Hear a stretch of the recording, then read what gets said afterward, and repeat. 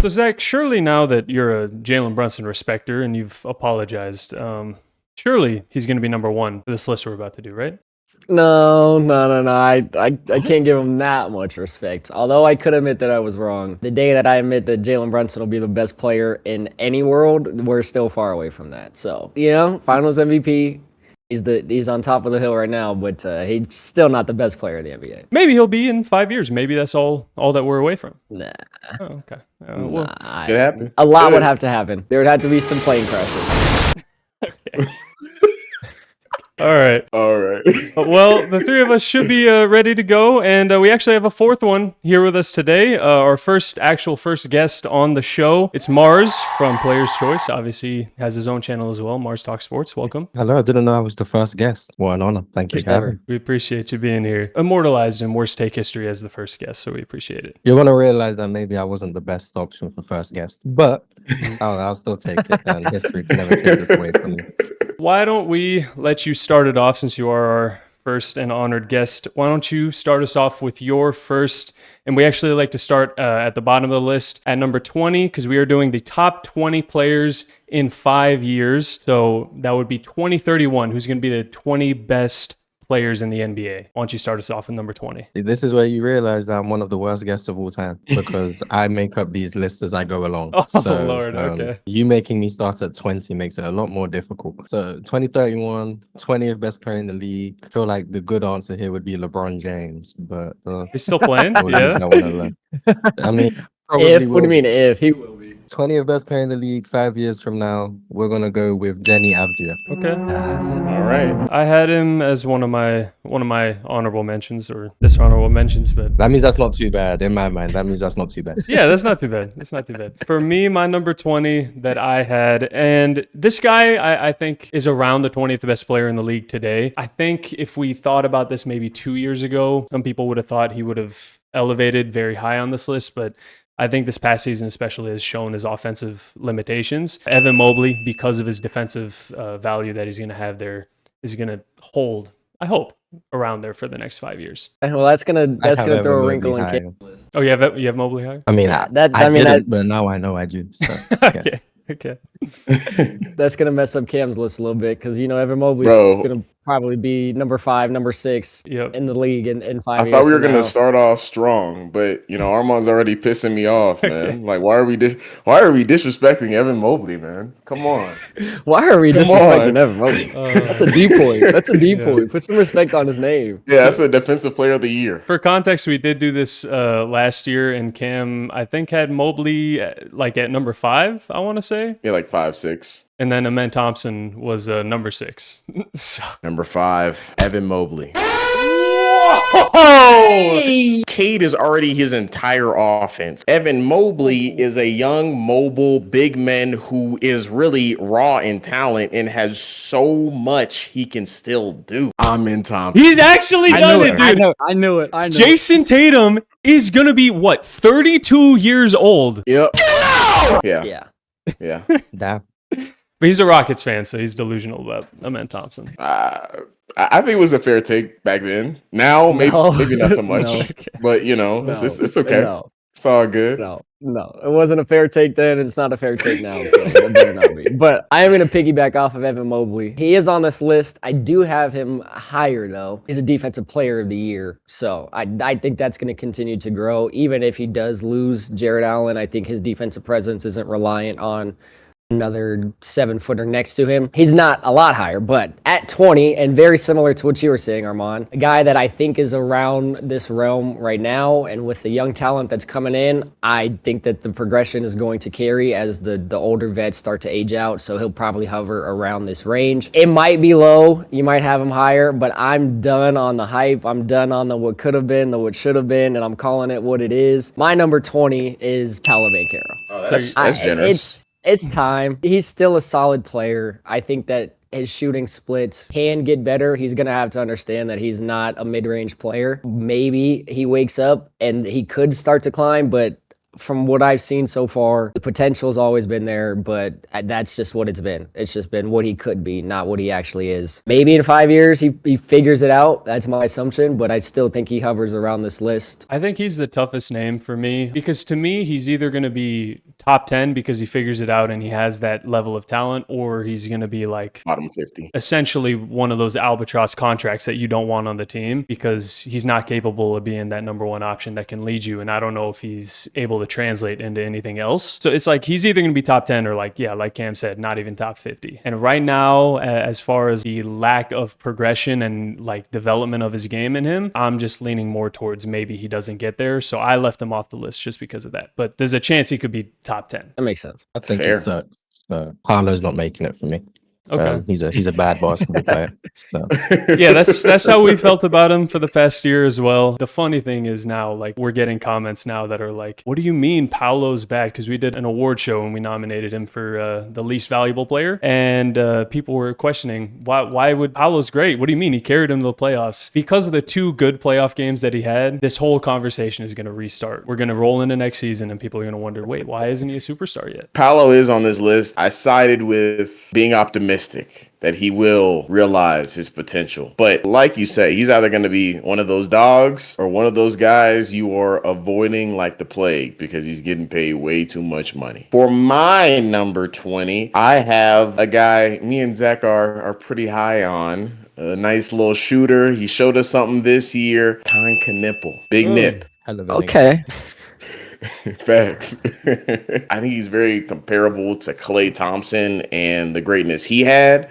But the way I kind of saw it is like at peak, what was Klay Thompson? Maybe a top 20, 15 player in the league. I think Khan could be in a similar stratosphere. I just don't know if he will have the same impact defensively, which I think is the biggest question in his game. But offensively, he's already shown himself to be one of the best shooters in the league. And if you can shoot, you're going to have a long and successful career. So I can't see him falling outside of the top 20 for me. I like that name. I did have him as like the second name off. So he's like, right, we're in the same range. Wow. So, Yeah.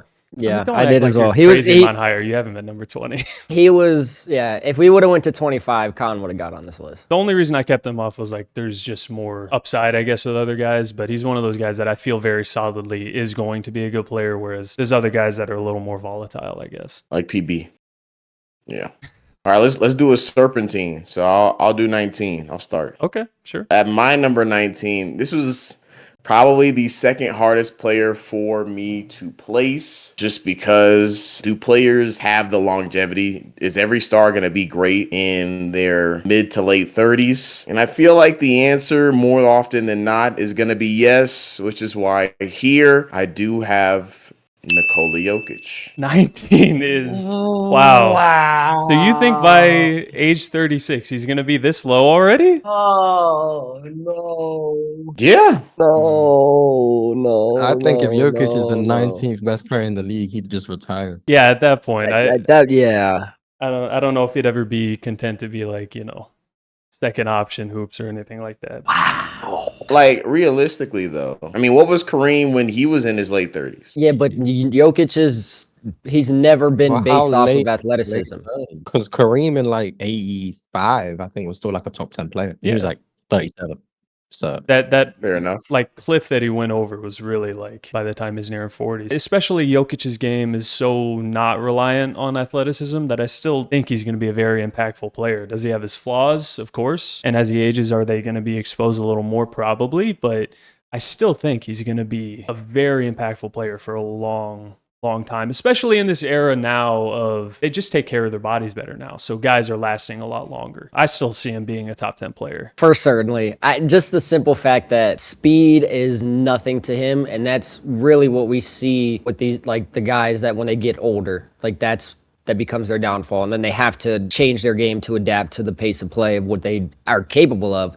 Jokic already plays like he's 85. So when he is 30, whatever, that he's still going to be the same player. Like, as long as he is still around good players, his game is going to be phenomenal as a playmaker, as a scorer. While I do think he will have a decline, to decline to number 19, to me seems drastic. I just think there's a lot of young talent and guys who could potentially be league changing players. In my thoughts, it's like, okay, if a lot of these guys become who we think they could be, will Jokic be better than them at 36 and being a worse defensive liability than he is now? Yes, because I don't think. And my thoughts are, I don't think potentially no. I don't think that many guys have like superstar upside. I don't like, No. and definitely not 18 of them are going to reach that point, you know? Like, Jokic is top 2 in conversation right now, top 3 if you want to stretch it that far. Like, it's not like he's on the cusp of 10 right now and then he's going to continue to just kind of take a step back. Like, he's in the top 3 conversation. To play devil's advocate, how do you guys view Jokic as a defender? Because I actually don't know. How do you guys view him? He's horrible. I think the playoffs showed that liability. I think as far as his advanced stats, they kind of tell a somewhat different story in the regular season, but when you don't have the one guy that can protect the rim next to him, if that flaw makes you instantly losing to a team that's dealing with their own injuries, I think that shows a lot of his flaws in his game. So to add 5 years of age and mileage and all of that stuff onto an already horrific defender, is it possible that even if his offense doesn't decline that much and he just marginally gets worse as like an interior scorer or whatever, and maybe his motor's lower so he doesn't get as many offensive rebounds, wherever he marginally worse on offense, if he just becomes one of the 10 worst defenders in the league because of the age, isn't it possible that you could argue that that is just the top 20 player but nothing more because his defense is so damaging at that point? I think if his offense doesn't regress too much, I'm already so low on his defense that if his offense is anywhere close to what it is now, I still think that would probably make him a top 10 player. Even if he gets worse defensively, it's already such a liability that I already have to game plan around his lack of defense as it is. Okay. Understood. That's fair. Like, it is. The defensive side of the ball, I mean, it's going to get worse, but hopefully you can take what we saw in the playoffs and realize that, hey, we need to put a defender by him. So he's going to get bailed out by having good defenders around him. But now that he didn't have it, we're actually able to see that, yeah, this guy's actually just not good on defense. But that offense is just on a different caliber. So 19, again, like, it's just low, but I can maybe potentially see a world where that happens. I didn't see a world where that happens, so he's not going to be coming here at number 19. But at my number 19, I do have a guy that we saw take a step up this year in the regular season, not so much in the playoffs. I think he's going to continue to get better, but if they are just empty stats and not resulting to winning, which they haven't been, and it is part of his current situation, then we're just going to have to see where it goes. My number 19 is Jalen Johnson. Okay, so you kind of think he's already near what his like full potential is, basically? I think his numbers are good. Again, I think his scoring numbers are great. But he was like the number 1 guy in Atlanta for the regular season, obviously alongside Gilgeous-Alexander Walker. When he got to the playoffs, it was a bigger step back than I would have liked to have seen. And I do think it is age. I think it is youth. I think he continues to get better in that role, but also with the caliber of talent coming in, I think he just hovers around that spot. I wouldn't say his potential's maxed out. I think he can take a few steps forward in the next few years, but 5 years from now, I think he kind of gets back to the player that we see him at today. I feel a similar way. I don't know if his self-creation is ever going to get to the level of where like he can be a superstar in the league. I'm actually not far off from you on where I have him. So, Marz, how do you view Jalen Johnson? I'm not, I guess, as high on Jalen Johnson. I think Denny is better than him, but I seemingly am the only one who had Denny on my list that I'm making up. There's not like a major age gap. I think Denny's like a year older than him. And I've seen Denny be a more functional defender than I have Jalen Johnson. I think both of them, you're going to have to scale down their roles in some capacity due to their flaws. With that being said, if I assume scaling down both of them, I probably trust Denny to still provide me better defensive impact. If I had to bet, I would say Denny 5 years from now would be better than Jalen Johnson. Unless you project pretty major growth in terms of the half-court stuff, which I struggle to see, but, you know, ultimately, a lot of these things can change. So, yeah, I wouldn't have Jalen Johnson on my list. Personally, but I think he can be a stat sheet stuffer for a while, which is still a good thing. I mean, that's kind of how fair. I view him. I see him being more of a floor raiser for teams rather than being a top caliber player for like a contending team. For me at number 19, this one is more of where I think he's going to be in 5 years compared to where I think he's going to peak at, because I don't think he'll reach what his full potential is in 5 years because he's such a young player. He's a rookie this season, so He'll be in year 6 by then. I think he's going to be one of the best complementary pieces in the NBA going forward. To another great guard that will be higher up on this list. Number 19, though, is VJ Edgecombe. Yep. Yeah. I really did. I was like, man, VJ has sky's the limit for this dude. I really did think of where I would have put him. If you swapped him in that range, I'm not mad at that at all. You're gonna be mad at me VJ, then. VJ's he is on my honorable mention. But I really did like that, and I did like him in this range though. I'm surprised you didn't have him. I thought you would have been high on him. You know, damn. Now Tyrese is running me. I just think he's going to be a really capable two-way player, especially as a number 2 option to Tyrese Maxey, who can be your center offensive focus. And VJ is going to end up averaging mid-20s, probably low 20s in the future. So yeah. I just think that kind of player is super valuable. That's fair. For sure. Is it me? Yeah. It's on you now. Yeah. Oh, damn. Okay. Yep. Bear with me. Let's look through the league. I did like the Conker nipple pick. I might have to steal that because I thought that was a good pick. I'm high on Con's future projections. Yeah. Actually, I'm gonna go number 19, Franz Wagner. That's gonna be my number 19. I'm gonna go with Franz Wagner. Okay. I don't know if he's ever gonna average like 26, 7 and 7 or whatever numbers people want, but I think in terms of impact, what he does as a two-way player, I think the Magic losing him this postseason is why they ended up blowing that 3-1 lead because he was the only one on their team who could guard Cade. He was actually doing a really good job. So like that level of like two-way impact while being like the downhill force he is with the floater game he has while being a solid passer. If he's able to just diversify his scoring profile a little bit, I think with his level of feel, ability to play off the ball and on the ball, I think in terms of just being one of the versatile wings in the NBA, I think he can return top 20 value. I actually think not this past season, the year before, he was fringing on top 20 value already. It just wasn't available the whole year, and that's kind of been the thing, been dealing with injuries in Orlando for a couple seasons, but I think he's more than likely going to be better than Paolo in the future. But not that he has a higher ceiling, I just think Paolo sucks. So yeah, that's I'm with you, and that's exactly my reasoning why I do have him. He's actually coming up soon, but the ceiling might not be as high as Paolo, but I feel much more confident that he's going to be an impactful player in 5 years. You know, bull. And then do you have a number 18 for us as well? Oh my goodness. Sorry to put you on the spot. I should have came prepared, but I'm bad at this, like I told you. The guest in the future can only go up from here, like I told you. There you go. Maybe that makes me a good first guest, actually, because now you know what you don't want. Number 18, we're gonna go with. Damn, the league sucks. I think now might be Conker nipple time. We're gonna go with Conker nipple at 18. Okay. I think he's gonna be one of the best shooters to ever exist. Like really, plain and simple. I think he's gonna be one of the best shooters to ever exist. Wow. Okay. The versatility.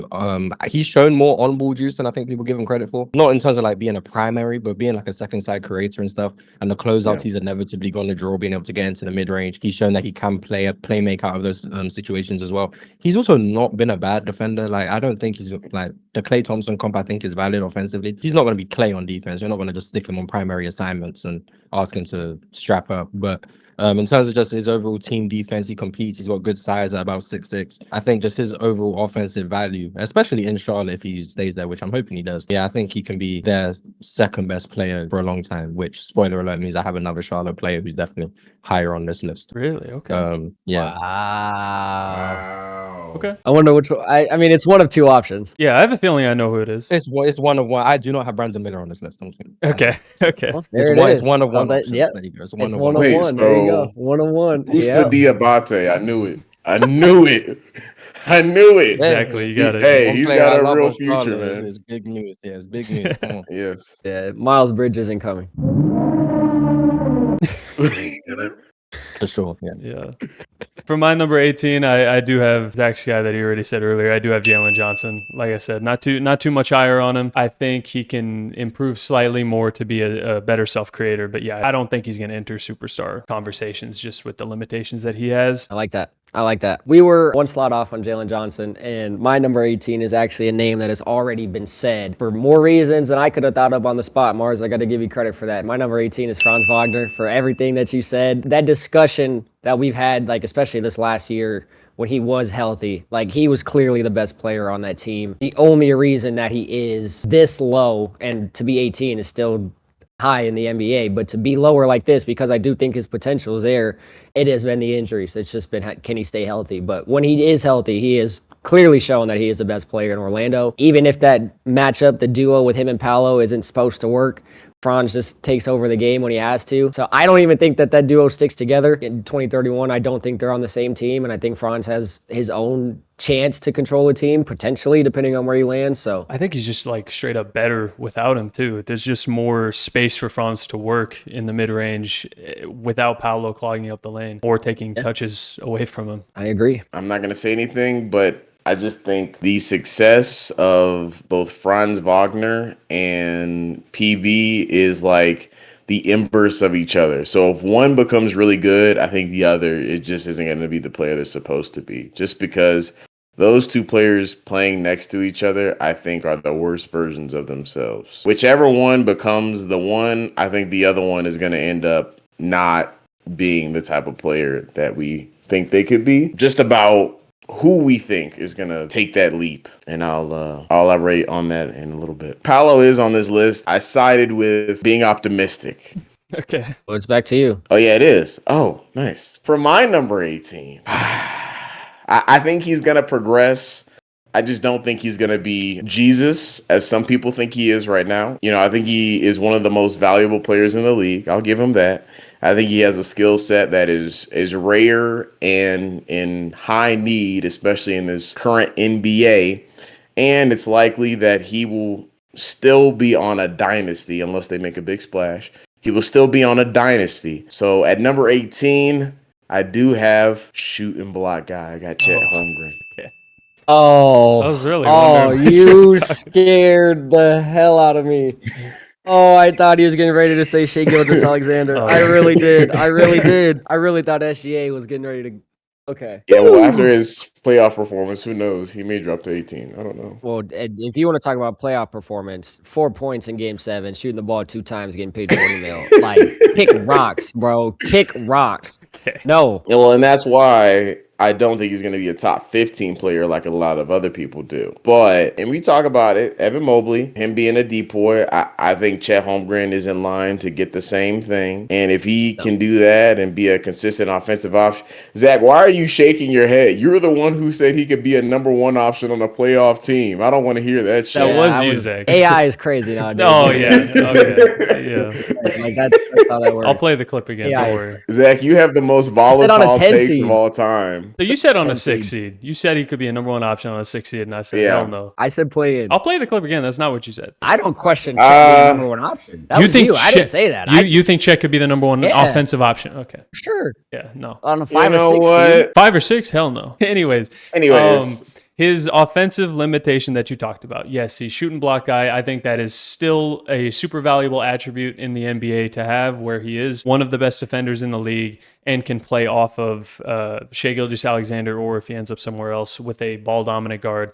I think that's still super valuable. Ultimately, though, I think his offensive limitation is going to keep him around the caliber of player he is right now, because I don't know how much better he's going to get at the other parts of his game that he's not already elite at, which is the three-point shooting, stretching the floor, and which is his defense. Ultimately, I have him just like as actually the first name off the list. Wait, how old is Chet? Like 22, 21? He might be 23. I think he's a year older than Wemby. I believe so. I might be wrong. He came in the year before. He's 24 actually. Oh, he's 24. Yeah, he just. Oh, he's old. Never He was mind. an Put him old. at He was 30. an older draft pick. I do know that. So yeah, 24. I have Chet a lot higher than this. So Okay. Chet's Oh, PR is, wow.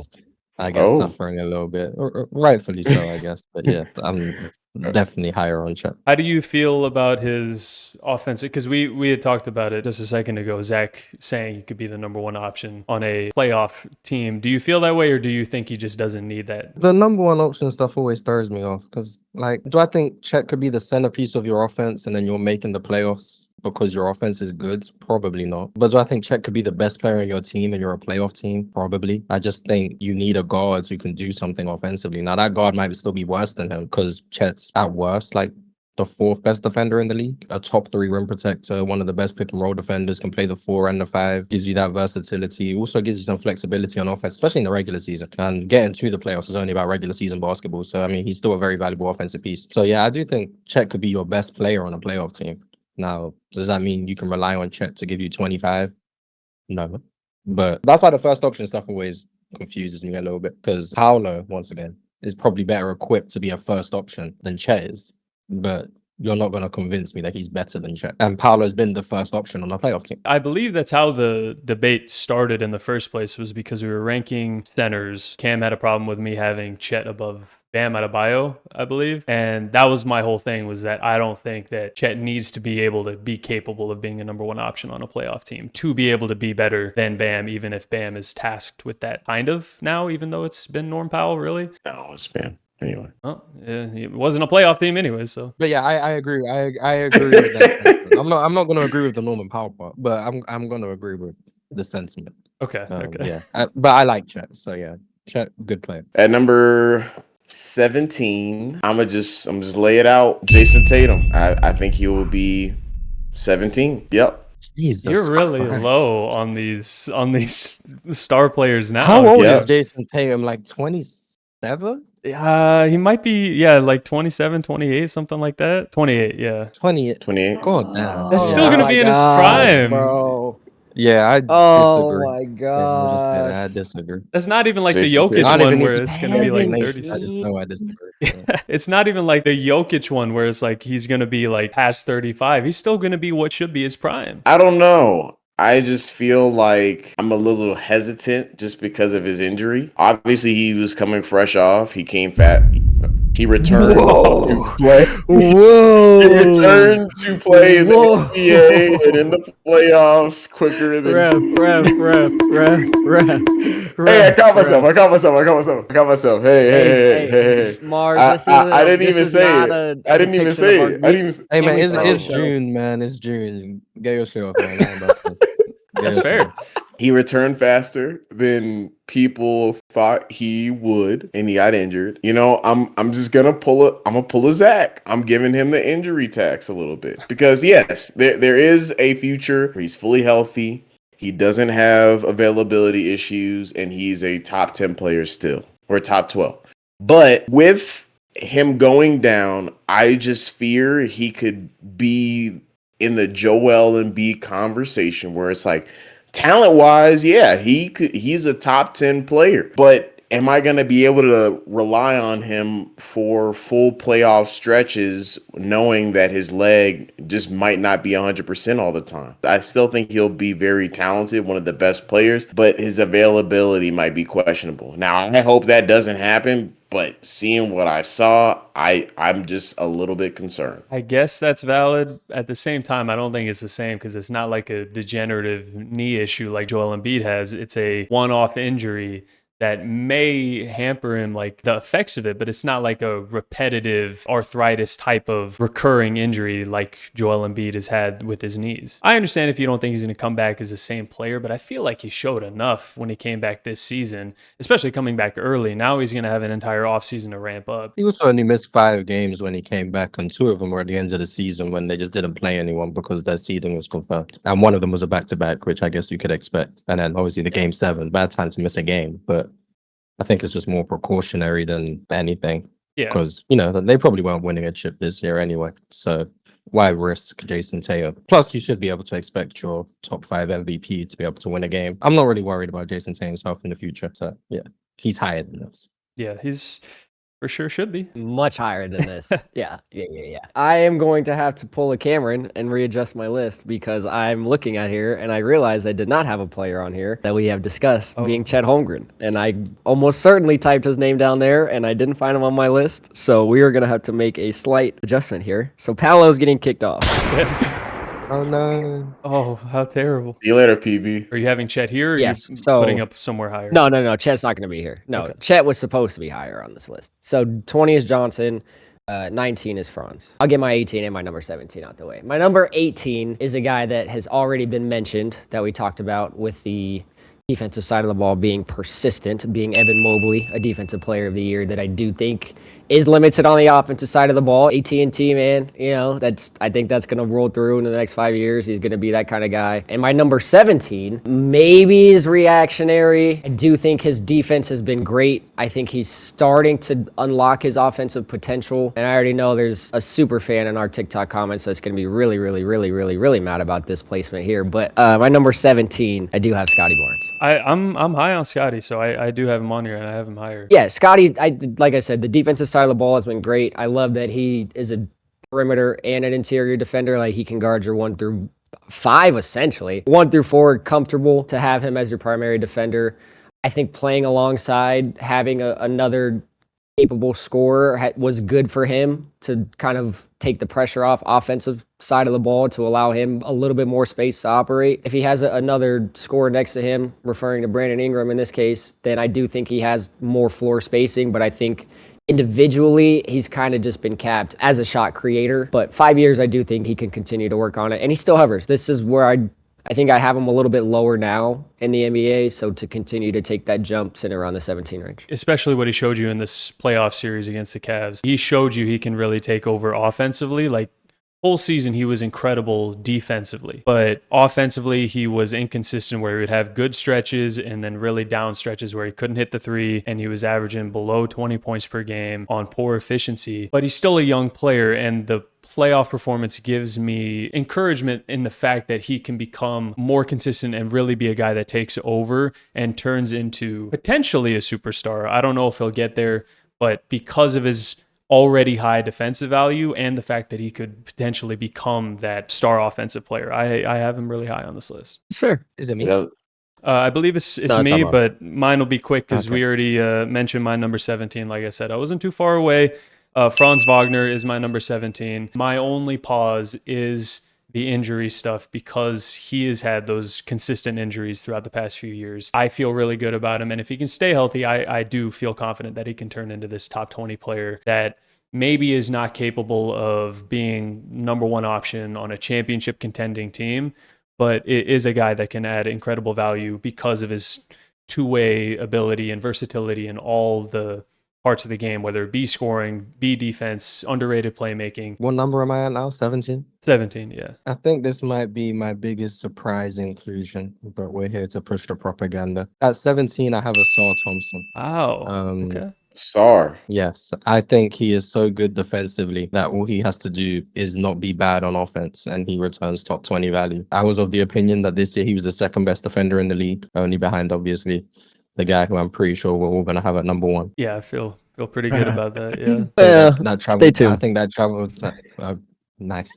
I think that traveled to the playoffs as well, where I think once again he was the second best defender in the playoffs. Watching him be a roamer and destroy Orlando, and then watching him guard Donovan Mitchell and then James Harden at the point of attack, and watching them struggle mightily to get their games off, to the point where Kenny Atkinson was saying they were just, whoever Asar wasn't on was the one who had to bring the ball up. I think he has potential to be one of the 5 best wing defenders ever. I think I've already said he might be already. Wow, okay. If he's that good on defense, all he has to do is not bleed value on offense. Now, I don't need him to be good. I don't need him to be great. Just be okay. In 5 years, I think he can figure that out. Whether that be him figuring out how to play the dunker spot at a high level. They've already experimented with him initiating at points, and I think there is some potential upside to that. He's been working on getting to like an elbow jump shot or a floater. If he adds that, like, I see multiple avenues for him being a reasonably okay offensive player, and that's all I'm projecting for him to be number 17. If he becomes a good one, he goes a lot higher. So at number 16, I think this is where I might be going with Tyrese Maxey. So I think Tyrese Maxey is going to be my number Zach 16. doesn't like that one. Yeah, he's Zach a don't very like that. high on Maxey.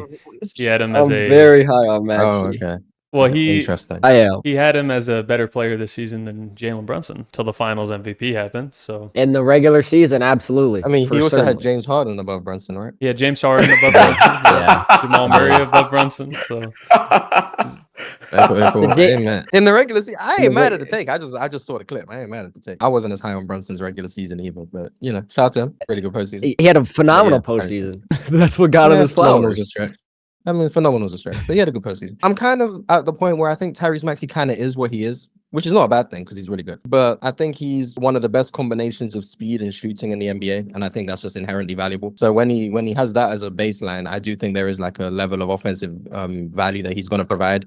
I do think he's better playing off of someone's own like gravity and creation. Is why I think he looks a lot better with Joel Embiid than without him, because I don't trust him as much as an individual creator. And I think Philly over-leverage him in that way because of the injuries to Joel. I think every time Tyrese Maxey isolates, it's basically a free stop for the other team. So I don't like that. But I do think if you have him playing off of someone, particularly a big, like if you had him playing off of Jokic, for example. So even though I do think he is a secondary offensive player, I do think he's so valuable in that role that he can still return fringe top 15 value. I think that's kind of where he's at now, like fringe top 15. And I think that's probably just where he's going to be for a while, even if other players drop in and drop out. To play devil's advocate, like what would you say Jamal Murray is right now, Marz? His ranking in the NBA roughly? Top 20-ish. Top 20, right? Ish. So how good Jamal Murray is as a second option is a top 20. Knowing Tyrese Maxey's athletic profile and the way he can just sheer run past defenders with how quick he is off the dribble, you don't think he could be maybe higher than like a top 15, which is what you say he is right now? Well, I think Jamal Murray is a way more capable self-creator than Tyrese Maxey is. He's also, I think, a better shooter than Tyrese Maxey is, whether that be in the mid-range, the free throw line, from three, the versatility as a shot maker. Where Tyrese Maxey makes up the gap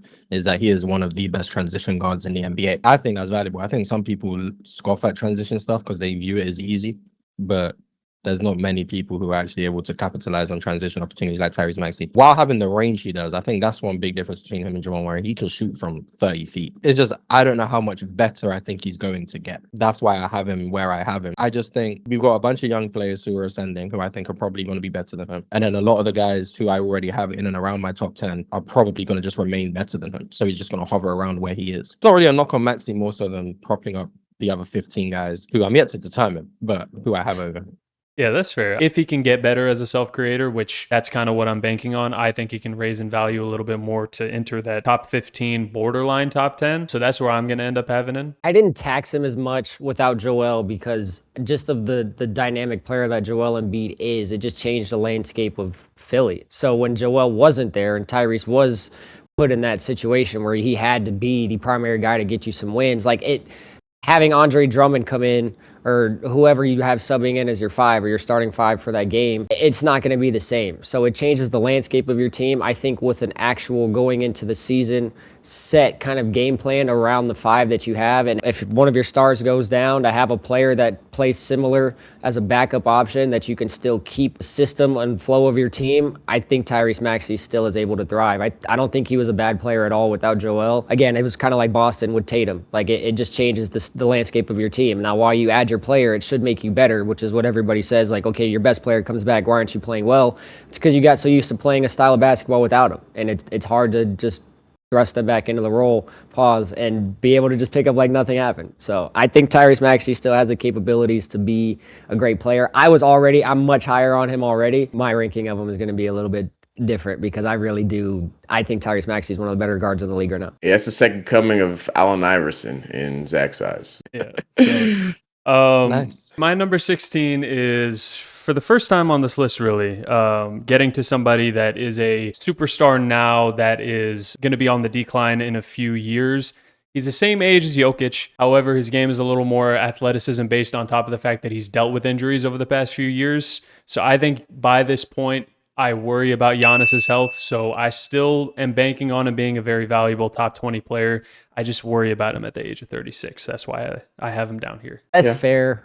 It is. I think he's in this range. I have him a little bit higher, but I really do think that that's fair. As you get older, you have to add a jumper, and I guess Giannis has. For the past few years, yes, he has, yeah. Yeah, we'll call that a jumper then. That's cool. That's fine. I guess Giannis can have a mid-range jumper. You have to adapt to it, and he has, and I think that keeps him around this role. Nah, I worry here since Cam has already been so low on some established guys. Do you have him at all, Cam? I guess we'll see. It's the question, bro. Better than Jason Tatum, bro. Hey, bro, y'all know I don't like spoilers stuff. I don't know why you be trying to get me to spoil stuff on my list. If you don't have him on, There's when no- are we going to talk about it? Is the question. We'll get to a point where it's obvious he doesn't come up, and then you guys lambast me. Okay, but you have to wait for that to happen. You want us to forget, but okay, yeah, fine. What are you talking about? You want us to forget so we don't roast it. That's fine. I don't know what you mean. All right, go ahead, Zach. But My number 16, it's not Giannis, and it is actually a teammate of a guy that we have talked about. I wouldn't say low on like how valuable he has been, but I think especially this past postseason has shown not only is he the second best player on the team, his offensive game has been really, really good as well, and they really need him. So I think in 5 years from now, he will be in this conversation, and my number 16 is the good Jalen Williams, not the bad one, J-Dub. I mean, I actually have him at number 15, so I'm right there There in you the go. same range as you. So All right. sorry to all skip right, your turn, all right. Cam, but I think Jay Will's still Yeah. good. But anyway, Yeah, but J Will's never going to be a top 20 player. Top 20 TikToker maybe for we'll sure. They Certainly. sleep. Nah, We coming. top 20 Yeah, TikToker. facts. Him and Jared McCain are 1 and 2 in TikToks in the NBA for sure, though. two light skins can terrorize the league. We already saw it happen once. That's all I'm saying. Anyways.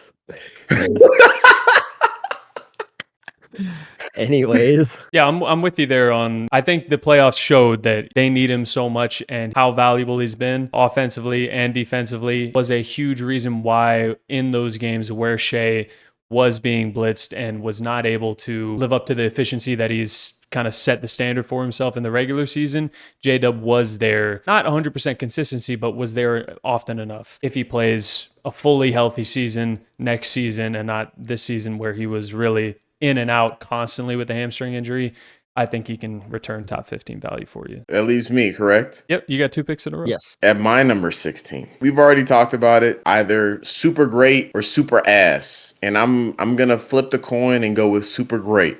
I got Paolo Banchero here at number 16. Better in 5 years than Above Jason Tatum. Yep. Tatum. Yep. Above Jokic.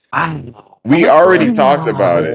We already talked about it, though. Why are y'all surprised? If Paolo Banchero becomes the type of player we think he can be, he'd be top 15 minimum. Well, I mean, the whole You've been list is saying a if to be about fair. Paolo. The whole list is I know, but if has been Paolo since he got to the league. If. And I haven't said it explicitly on this, but I already told Armand. I think it's more likely that Franz Wagner is better. But I'm going with the future where Paolo becomes the player that he's supposed to be. So Because, what's his as avenue we to mentioned, doing that? Yeah, what's his avenue to being the player? first of all, using his brain to play basketball. That's step one, first of all. And then second of all, his frame. He's 6'10", wide body. If this guy can dominate the paint like a Charles Barkley, like Zion when he's healthy, I think he's minimum a top 15 player. He's got the gifts. He's got the touch around the rim when he decides to use it. And if he can get a consistent mid-range jump shot, I think he's easily a top 15 player, on top of the fact that I think he will continue to grow as a passer and playmaker out of the high and mid post. And I think Paolo at his best is really an enforcer in the paint that you can't stop. And when you do, he finds the right guy. And those players typically end up being stars or even superstars. I just think it's asking a lot. Ask him to become a good playmaker when he's really not, to become efficient from the mid-range when he's not right now, to become a good three-point shooter, to space the floor when he's not right now. Like, every player in the league is a three-point shot away from being really great. It's not always a guarantee that always develops. But the difference between him and other players is he's shown the flashes. He's had the games where you're like, oh yeah, that's why he was picked I'm about first. to have Jalen Green at 15 based on this. That's what I was Going gonna. off flashes. I was gonna say, Hey. Feel free. Put Jay. Oh no, Jalen Green coming Oh, up. Jay- Yeah, let's stay woke. I was gonna bring up Jalen Green because it's like the potential is there with Jalen Green and with Paolo if they had good work ethic and if they had shown that improvement throughout the years. And that's why they got drafted so high. The scouts weren't wrong. It's just that they haven't worked to actually get better. I just feel like it's asking a lot to assume that within the next 5 years, now the mentality switches here. Now we're suddenly going to get better at those, even though they've been professional players for, 4 years now, something like that. Hopefully they've been working on it all this time, so I don't know why it wouldn't have started already. I think it's possible they work on things. They're just not good enough to actually be good at the things they work on. I mean, I see a lot of Jalen Green and Paolo Banchero off-season workout videos. Workouts on the NBA. Paolo's never been above 23rd percentile in effective field goal percentage in his career, regular season or postseason. So even when he rises in the playoffs, like this year, he allegedly rose in the postseason to 7th percentile effective field goal percentage. Last year, he rose in the postseason to 12th percentile effective field goal percentage. And then in 24, he rose to 21st percentile effective field goal percentage. The fact that we're considering this rising, I think, is the biggest concern. And I don't agree with the touch at the rim at all. He shot 57% of the rim in the postseason this year. That doesn't scream good touch to me. This year, he shot 66% of the rim, which is cool. 56th percentile. The issue is he's 6'10", and also his frequency in these areas is not great. This year was probably the best it's ever been, so we give him credit for that. The issue is he's not a good shooter either, and his decision making is bad. I think the best trait he has is that he draws fouls. The issue is there's no way you draw as many fouls as you do, and you still can't crack efficiency in terms of true shooting. I don't know any player that's been able to do that. So shout out to Paolo, making history, shooting 8 free throws a game, and still can't crack neutral efficiency. It's really amazing what 2 good games in the playoffs does for your PR every year. Man, I mean, yeah, because when you only play saving 7, 2 good games is able to drag up your averages. So, salute to him. We'll ignore that before and after each good game. He goes 4 for 18 and 4 for 20. But that's fine. We'll ignore those games because in game 7, he had 38. He's smart. He's smart in that way. Good game 7. Yeah, I remember I got told I had to apologize to Paolo after that game 5 where he had 45.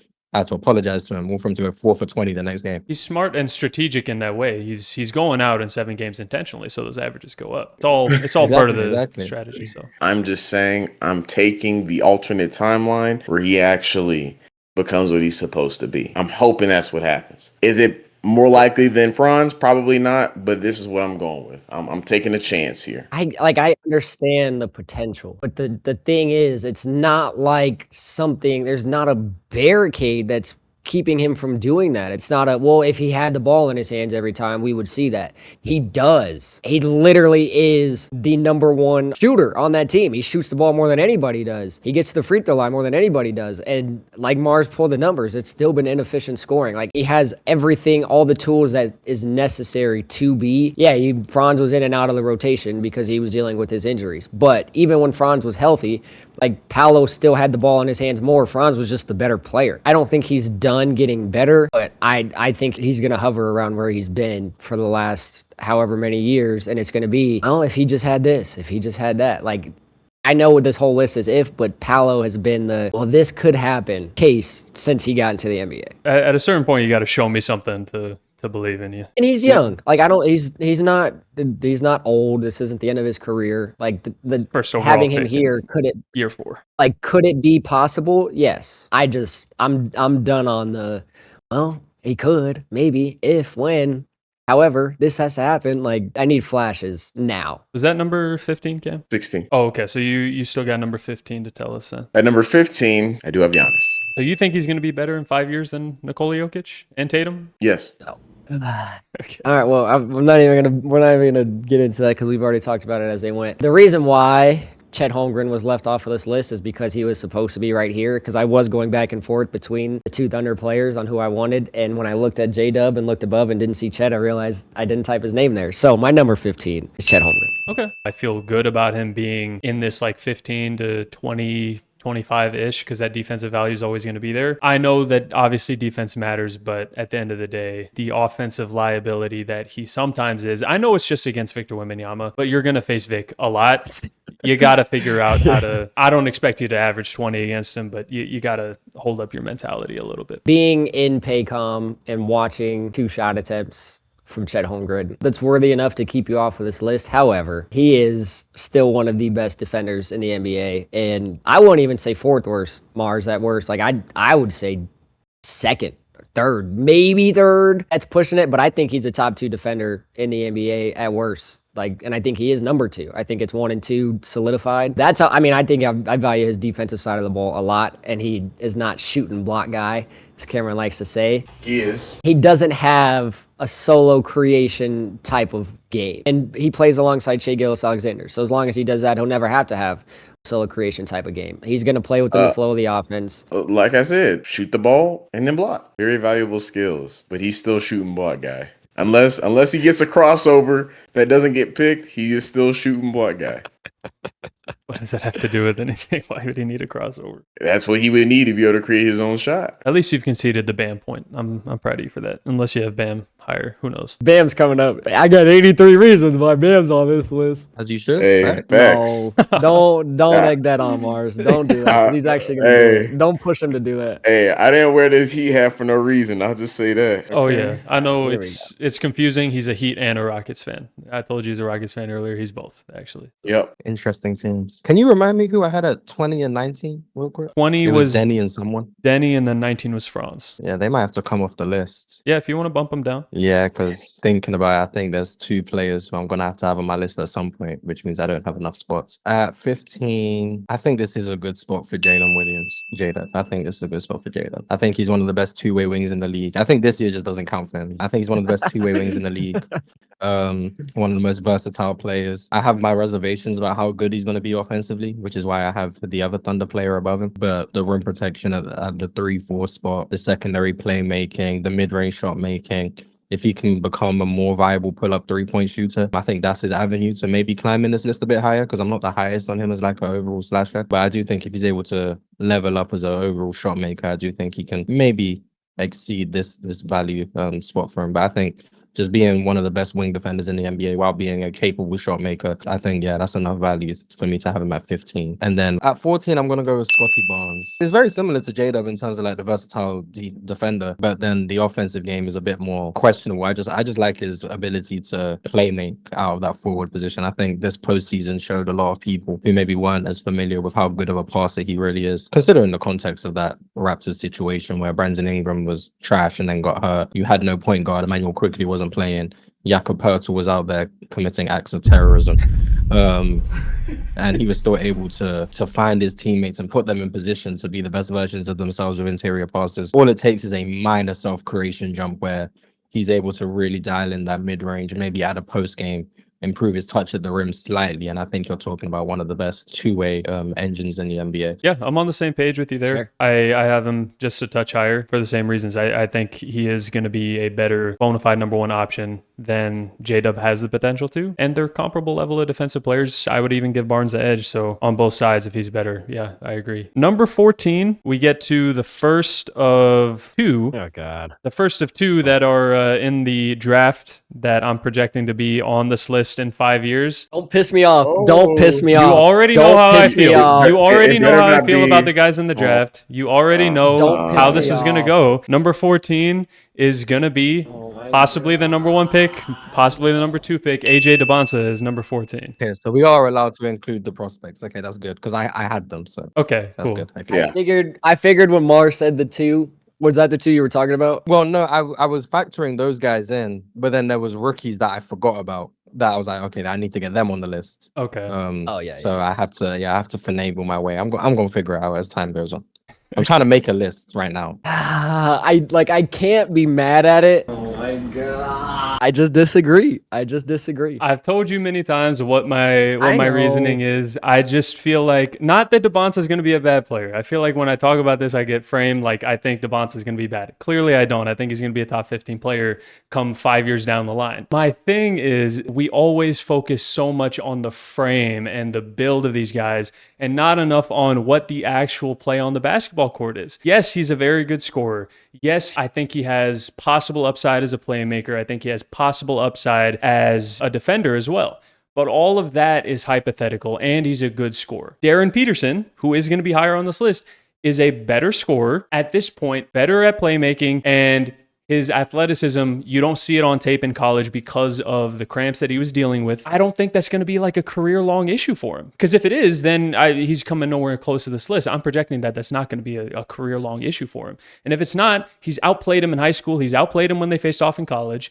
I just think he's a better overall player, and we're getting so focused on the frame and the build and the wingspan of AJ Debonsa, and yet we don't look at who the best player in the world is today. At least the three of us on this show. I don't know how you feel, Marz. The best player in the world today is a 6'6" guard. It's Shai Gilgeous-Alexander. Interesting. I didn't think 14 for AJ was low, but hearing the reactions, I guess that is low. I don't know if they're No, mad about the I'm- placement. They're mad that I have I'm not mad Peterson about over the him. placement. Who he's under. Yeah, I'm not mad about the Oh, placement. okay. I'm not mad at all. This is a similar range where I have, and they are close. I won't sit here and say it. They'll be very, very close together. However, I get that Darren Peterson is a 3-level scorer, but so is AJ DeBonta. And while Darren Peterson has more work to do to create his shot because he's not 6'9" with a long wingspan, I don't know if that necessarily makes you a better scorer just because you have to put in more work to get your shot up. You look at the numbers, and of course, Kansas is going to beat BYU. DeBonta was the only one on the floor that was actually worth half a bag of chips, and he took his team to a March Madness run. Darren Peterson is great, and I don't think that they're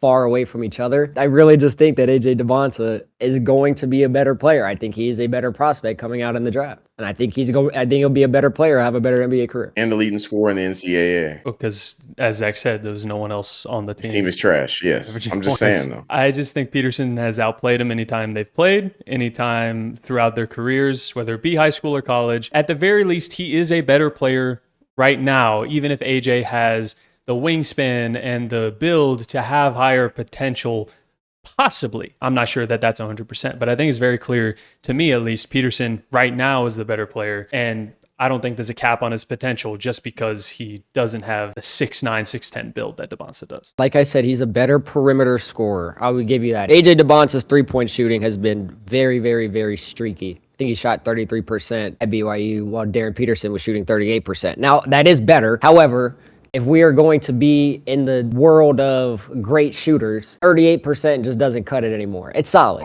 It is. It's a phenomenal shooting percentage, but to be an elite 8% shooter doesn't cut it anymore?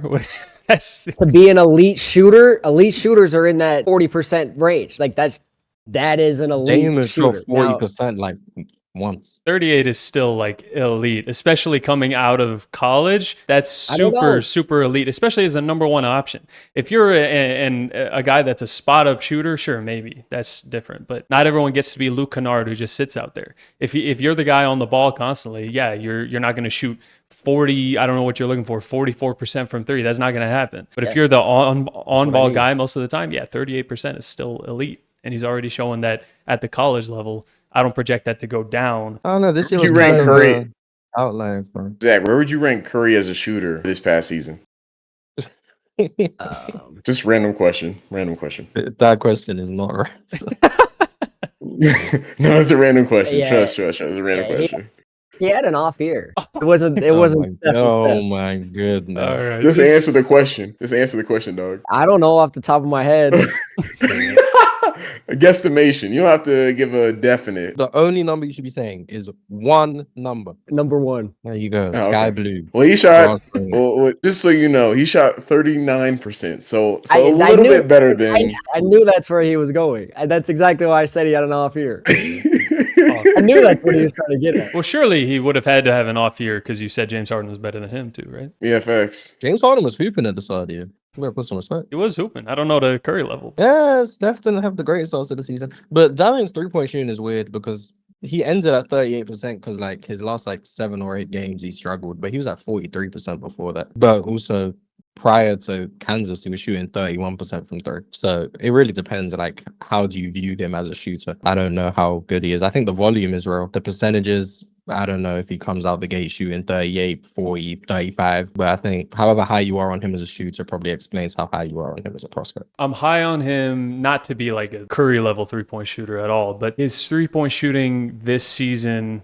at Kansas is really a sign of what he had to do to change his game because of the cramps that he was dealing with, because he did not have the same explosion and the same athleticism that he did in high school because of what he was dealing with. And to me, that shows the side of him that is going to be able to progress at other things that he may not be the greatest at to develop his game. To me, that's a huge sign and an indicator that I think he is going to be able to develop at that 3-point shooting, is going to be able to develop as an on-ball player like he says he wants to be, even if he's not the greatest at it right now. That's my thing, is like he had to adapt because of what he was going through, and he did. And he was still an incredibly impactful player, even though he was dealing with the body cramps pretty much all season. The thing about also the guards that we see in the NBA today, 6'3", 6'4" point guards, they're also very, very good playmakers. I haven't seen, and granted, Darren Peterson, he was kind of the last stop in that offense. Like when the ball got to his hands, it was to get the shot up rather than him orchestrating the offense. But I didn't see a lot of elite playmaking. Now, I don't think AJ DeBonta was an elite playmaker.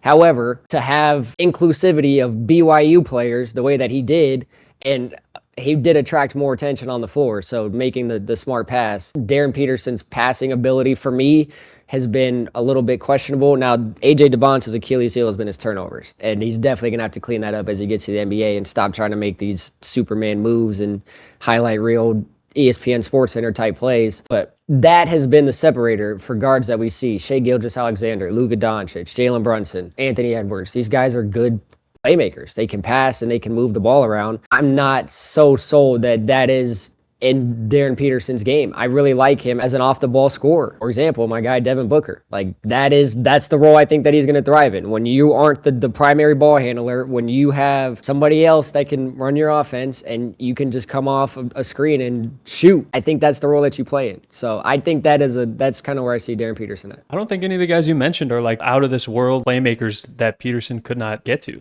And at the same time, you just mentioned DeBonce is not a good playmaker in his own right and deals with turnovers. Peterson's a better scorer right now.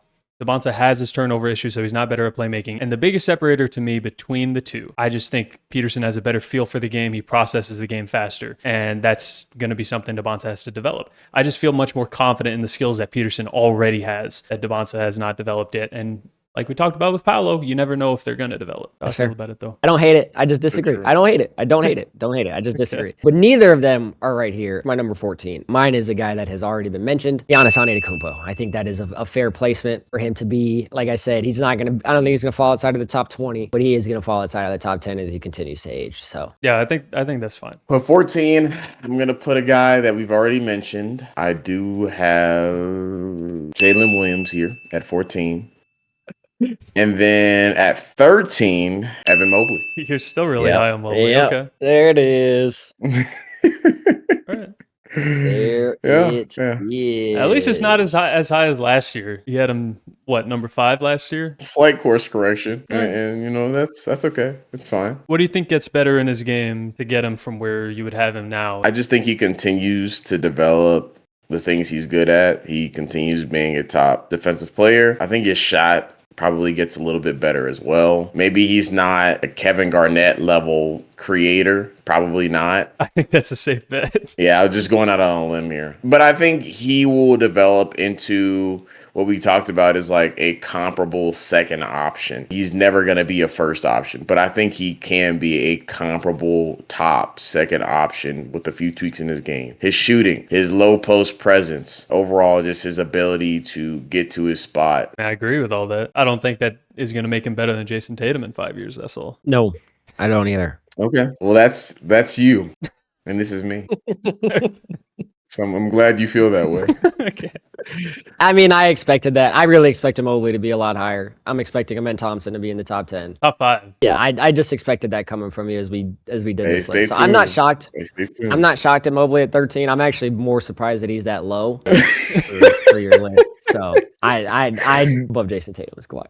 That's just wild. Anyways, my number 13 is a Celtic. However, it is not Jason Tatum. I do think that the rookies in year 5 are going to be better than this guy. I think he's going to stay around this range. I don't like the way Armand reacted to that one. My number 13 is Jaylen Brown. We have seen how he is, although his efficiency as a number 1 scorer were low, the points were there, and rightfully so, because he attracted a lot of defensive attention. When he can guard the number 1 defender, I think that is where he is the most valuable. His defense has been insane. I think insane defense is a stretch. Because that also allows other players on the team to then enhance their defensive capabilities because they no longer have to guard the number 1 option on the other team. That is where he's the most valuable, as being the second option scoring and also guarding your primary player. With that being said, I do think that that is the role that he fits within the next 5 years. I don't think they break up the duo. My prediction is that Tatum and Brown stay together and Brown is allowed to continue to be in that type of role that he has been, a championship winning role, a finals MVP role. I think he's really good and just outside the top 20, but I don't know that he's going to stay top 15 by the time he's 32. Is that still relatively in his prime? Sure, but guys that are like superstars, I see them being great into their 30s.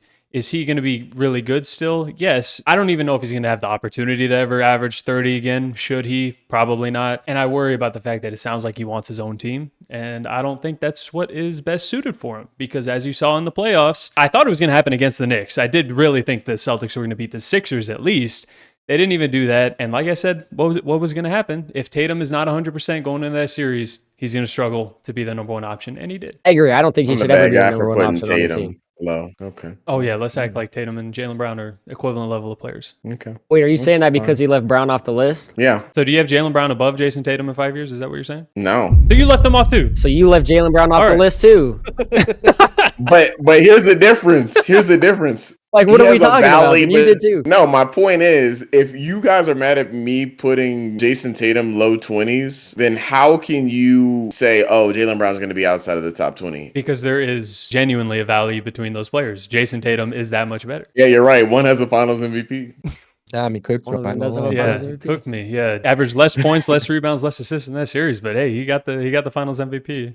We don't box score watch. We don't box score watch. He guarded Jaylen Luka, Brown was so the he most must valuable be- player in that he series. must be the MVP. He guarded Luka that series, so he must be the MVP. Jaylen Brown was the most valuable player in that You series. can believe that. That's fine. I do. We've talked about this before. Andre Iguodala was also the best player in 2015 then. No. Jason Tatum, LeBron after James should've won Achilles, Finals 10 MVP. spots better than Jaylen Brown. Okay, all right. Yes. LeBron James. But should've I'm won the Finals crazy MVP. one. I know that you don't love Jaylen Brown's game. Like, I do think Jaylen Brown thrives best being able to be a primary defender. I think that is where he is the most valuable, where you're going to get the most money that you're paying him because he's getting paid superstar money. He can't have the role of number one scorer and defender. He's just not an efficient scorer while doing so. If he doesn't care about his efficiency numbers, then for sure. Took you 30 shots to get it, but you got your 30 points. So if he wants that, for sure, give him his own team. But I don't think they do that. I don't think they break it up. If it's for Giannis, they're breaking it up. If they have a chance at Giannis, they're breaking it up. But otherwise, breaking it up, yeah. probably not. Well, duh. I don't know if this ranking for me at number 13 is more based off of the finals, the playoff run, giving him his respect, or if it's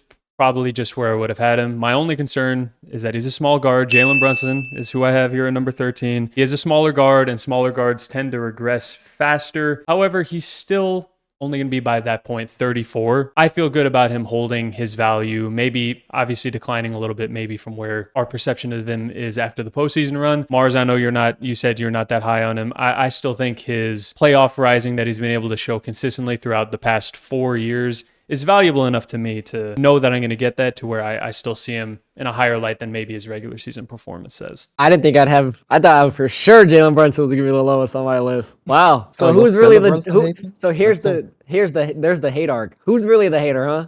You have Brunson the lowest. You just didn't want to be perceived as a hater. Ark. If you could have had him off the list, you would have. You should have I committed. would not have left him off this list. Yeah, who could Not leave have him off left the him off list? the That's list. disgusting. Why I would was anyone gonna do that? I was going to say, it sounds like Marz someone definitely did. doesn't have Jalen Brunson. Mars doesn't have him. So, no spoilers, no spoilers. It's my turn, right? Yep, you're up. Yeah, I have a little bit of a predicament. Because we're at 13, right? Yeah. The predicament I'm in is I have 18 names for 13 spots. Okay. I mean, if you want to You rattle, got to kick a couple more of them off. Well, it would have to be my bottom, 4, right? That would have to come off. you said you have 18? I have 17 and a half. But yeah, we'll say 18. I have 18. Okay. Well, I mean, you So- can rattle off then. Yeah, so we'll pack Denny up. We'll pack Franz up. Okay. Damn, Cool that with means that. Asar got to get off the list, so that proc failed. Is Con off as well? Con has to come off. That's unfortunate. Who else did I have? J-Dub and Scotty Barnes. Damn. Okay, I have 17 names. Yeah, I have 17 names. So my next player, I don't know what number I'm at now because I'm lost. My next player is going to be Jalen Brunson. Okay. Whatever number I'm at, I have Jalen Brunson. Let me ask you, is he going to be better than J-Dub or do you have J-Dub above him? How long do you take to upload these videos? From this one, probably a week and a half, probably. This is going to be a long recording. Will the Brunson Glaze Fest be done by then? Hey, stand on it. If you want to make it right now, Yeah. stand on where you would have him. I mean, where I had him was off the list, but Okay. um, You can put him at 20 if you want. Just to no, we going back. appease- We going back. We gonna take him off the list again. Okay. So we're gonna go with a Men Thompson. That's the player we're gonna go. We're gonna go with a Men Thompson. Okay, I know Cam likes Yeah, I'm that. gonna go with a Men Thompson. No, we're gonna go with Yeah. Evan Mobley. We're gonna go with Evan Mobley. Yeah, we're gonna go with Evan Mobley. Okay. Yeah, This is I fine. think he's of that similar archetype to Chet in terms of like that complementary offensive player but amazing defensive big who can do like a little bit of everything. Except I think he's just worse offensively than Chet is and worse defensively, which is why spoiler alert, I'm going to have Chet higher than him. I think that archetype of player I tend to rate higher than consensus because ultimately, if you're providing top 5 defensive value, I think you're a good player, regardless of offensive flaws. Because for whatever reason, if you provide top 10 offensive value, but you're a bad defender, we can overlook that. But the moment it's the other way around, it's unacceptable, it's untenable. And I get the offense is more valuable than defense point, but at some point, these guys are providing as much defensive value as the high level offensive players in the league. At least they are, in my opinion. The next player then will probably be Amen Thompson. Are those two above J-Dub or? I have Mobley below J-Dub and Amen above him. Yeah, I like that. Wow. And then is Amen under Scotty? I'm gonna go with Amen above Square Bones. I'm gonna go with Amen above Square Bones. Okay.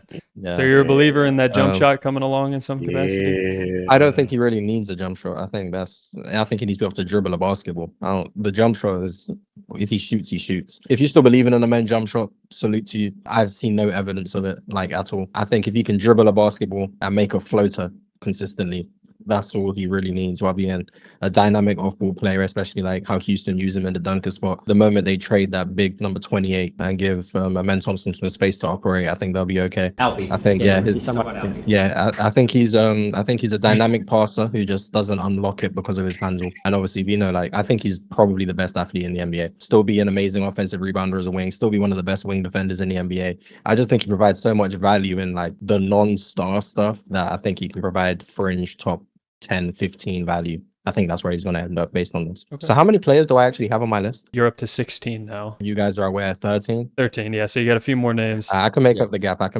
Bear with me. Next, we'll have LaMelo. LaMelo. Okay, so you're really high on LaMelo. Yes, really high on LaMelo. I think he's one of the best offensive engines in the NBA. Now, I don't like his scoring profile. I think he can't score inside the three-point line to save his life. But I do think he has legitimate gravity out to 30 plus feet in which he uses to create shots for his teammates at a very high clip. I actually don't think he bleeds a ton of value defensively. And I think if he's able to just find anything that he can get to reliably inside the three-point line, or just be able to draw fouls at a good clip while being the level of playmaker and creator that he is, yeah, I think he returns top 15 value. That's how high I am, I guess, on LaMelo. The next player would be, I guess now is where I'll have Giannis. I think the lower body injuries are the biggest concern for me. You know what Giannis is as a player. It's just how much does that sustain through the amount of calf strains he's been dealing with while he's regressing on defense as well. So he's not providing that same level of value if he keeps getting worse on defense. And if he does lose any of that quickness, agility because of the lower body injuries. What number am I at now? Next up would be 14. I think this is where I go AJ. You're with me on Peterson above him? Yeah, I think so. I have a few too many questions about AJ in terms of the defense and the decision making and then the three-point shot. So I have my concerns that 5 years from now, he might just be one of those volume mid-efficiency scorers who don't provide a whole ton of value elsewhere.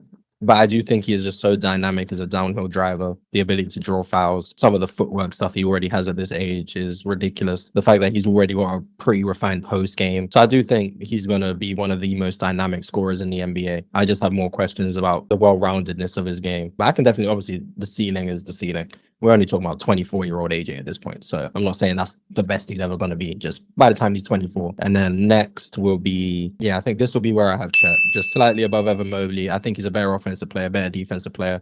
I still do believe in some of the upside as a creator. I do think in the regular season, at least, he has been getting better at it. It's just about translating that to the playoffs against the more physical matchups. He needs to speed up his release. I've been begging for that for 3 years at this point. So 5 years from now, hopefully he does at some point figure that out to where he can get that shot off over a contest more reliably. He's able to do that, make threes at a good clip. You now have a big who's capable of rolling while having really good touch around the rim on the offensive glass as well. Like I said, can play the 4 and the 5 while being one of the best defenders, best rim protectors in the sport. I do think that's a top 10-ish level player. Am I done or do I need to go to 12?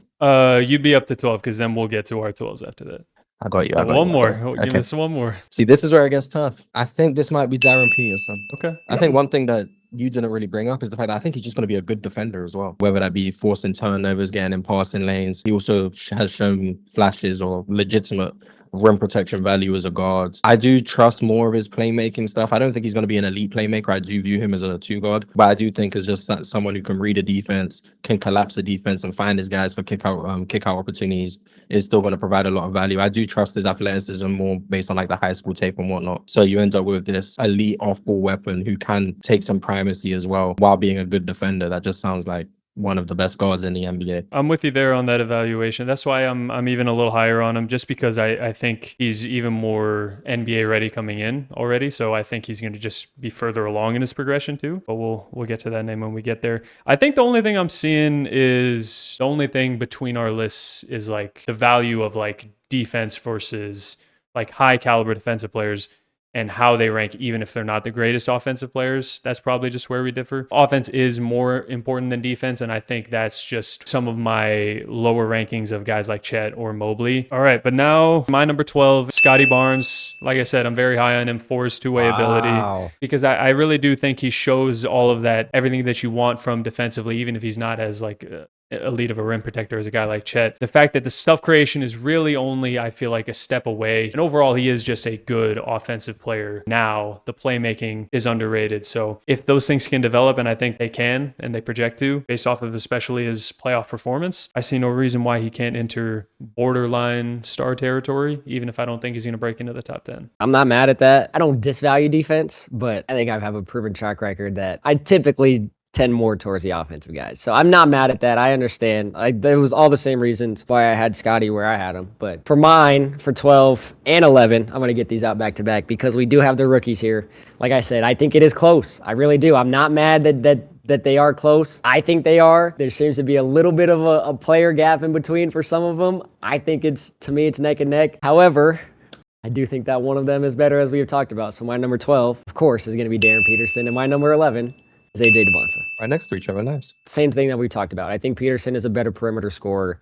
I do think that AJ DeBonsa is a better three-level scorer because he is more athletic. And it's not because of his build, it's just because of his game and the way that he plays. However, Darren Peterson is a better defender. So they do have areas that I think one is better than the other, and a few where it's like this could go either way in the projection of it. Something tells me, I have an inkling, I have an intuition, you could call it, that AJ DeBonsa is going to be the better player. That's 6'10" inkling. Yep. Damn. 6'10", 7-foot wingspan inkling. The length. You have to consider the length. We know who the best. I know you're always looking for that length, Cam. I know you're always looking for Bro. that. It is a length. LeBron 6'9", KD 6'11". These are the top players ever, man. The length matters. If it translates, it translates. That's 1 and 2 right there. Two best players all time, LeBron and Kevin Durant. Yep. I said two of. I didn't rank them. I said it's two of the top players of all time. Top 15. AD's not top 10. He's not. He's top 15. Not even now. He outside the top 15 now. He gone, bro. His legacy is adios, bro. You're just ignoring the multiple other guards that are in the top 10. But sure. What, Steph and the 6'9" point guard? Well, I was more talking about Michael Jordan. Yeah. He thinks Darren Peterson biggest hands ever. I mean, sure, I guess that's Darren Peterson. I don't think he has to reach Michael Jordan tier to be better than AJ DeBonsa. He doesn't need the big hands. You don't think he needs that? That's why Jalen Green is in top 10. It's because his hands are too small. If he had Michael Jordan hands, he would have been top 10. Yeah, and he is scoring 35 one night and 13 the next. We'd score 35. Never know what you're gonna get. That averages out to 24. He does. It's just the 13 happens in the biggest moments when you really need him. I mean, it seemed like a big moment against the Warriors to get in the playoffs, but I guess cool. Jalen Green I'm not mad at anything Jalen Green did in the postseason. What moment was bigger than that? I think he's getting there. Jalen Green is starting to adapt that consistency, but that was his biggest issue in Houston, was that he didn't have the capability to be the number one consistently. You try to be consistent when your whole roster can't shoot. Yeah, Kevin Durant can. Yeah. I mean, yeah, and but apparently he's not top 10, but that's fine. That's fine. It's me now, right? Yeah. I think so. Yeah, that was what, number 12? Yeah. I said my 12 and he did both. Oh, yeah. Okay. I forgot he skipped you. That's why. Broke the rules. Yeah. Sorry. Well, Armand did that too when he had J-Dub at 15. He jumped out of turn. No, I know. I was just wondering why it wasn't my turn. But yeah, go ahead, Ken. Disgusting. Yeah. I mean, this might be a guy nobody else has, but because of the way I think we've talked about the value of defense and offense, I think this guy can easily be a top 5 perimeter defender in the league. And on top of that, he's shown the flashes that he can be a primary offensive option. And I think he's only going to get more consistent. My best comparison for this guy is a more athletic Ron Artest. And if you're a more athletic Ron Artest, you're one of the best players in the league, a star minimum. And I think he's going to be a perennial second option or even a first option on a playoff team. At 12, VJ Edgecombe. Oh, I said VJ, so I was wondering, like, who is he talking about if it's not VJ? I was like, who is he getting ready to say? Yeah, I was so confused. I thought you was gonna say Case and Wallace. Then you said Ron Artest. I was like, oh, okay. I didn't know where you was going. Well, I thought he was getting ready No. to say Oman, but I was like, we've already said Oman. Yeah, it was like And I then- just said him, man. So I was like, that couldn't be it. I So know. I was, I thought it was. I know. I was literally sitting here like, who have we not said that he's is getting ready to say? I'm not that high on VJ, but he does have the makings. He has the tools. He has the ingredients to bake the recipe. I don't know if he's baking it in the next 5 years to be top 12. Well, if he doesn't bake it in the next 5 years, I don't know if he's ever gonna be. yeah. Maybe I so, don't, maybe I not. don't see it. But I mean, maybe. But I don't see it. Definitely not higher than Jason Tatum in 5 years. Definitely not higher than Jason Tatum in 5 years. So that was number 12 for you? Yes, and then for my 11, I do have Darren Peterson. Okay. So he's got Devonta in the top 10. I love it. I love it. I love it. Well, we don't know. We have to see. We'll wait till next round. So Well, you have every time Devonta I've said though. Devonta over Yeah. Peterson, you have said yes. So Yeah, I think you've done a bad Hey, job of not spoiling this. So one. you're already on record saying you think Devonta is better than Peterson. If Peterson's 11, that means at minimum AJ Devonta's in the top 10. I mean, I'm no mathematician, but I'm pretty sure that's how that works. Okay, at my number 10, I have AJ Devonta. Okay. There you go. There it we is. go. I'll go to my number 11. It's a teammate of the guy you just mentioned, VJ Edgecombe. It's going to be Tyrese Maxey. His self creation is going to get better, and I think what he adds as far as his value of constantly being on the court. He plays so many minutes per game. I don't see that going down. Maybe only out of if the team ever consistently gets better with the progression of VJ, then he can play less minutes, but not out of like his stamina decreases. But that stamina that he has to just constantly be on the court, I do think is very valuable, especially if he develops that self-creation. Agreed. Disagreed. Okay. I mean, I told you I'm high on Tyrese Maxey. I still haven't even said his name yet, so you're not gonna get any argument from me. Marz, who's your 10? I think this might be my most surprising pick of the bunch by a pretty significant margin. At number 10, I have Cameron Boozer. Wow. Okay. I was Yeah. wondering if we were going to get Boozer at all. You think he's just the best prospect out of these three? I think he's the best player, and I think probably for the first 5 years, he will be. Now, does that mean he's going to continue ascending to be the best player in the world? Probably not, but I think he's the most NBA ready, and I'm higher on his ceiling than most. Yeah, I have Cameron Boozer at 10. Yeah.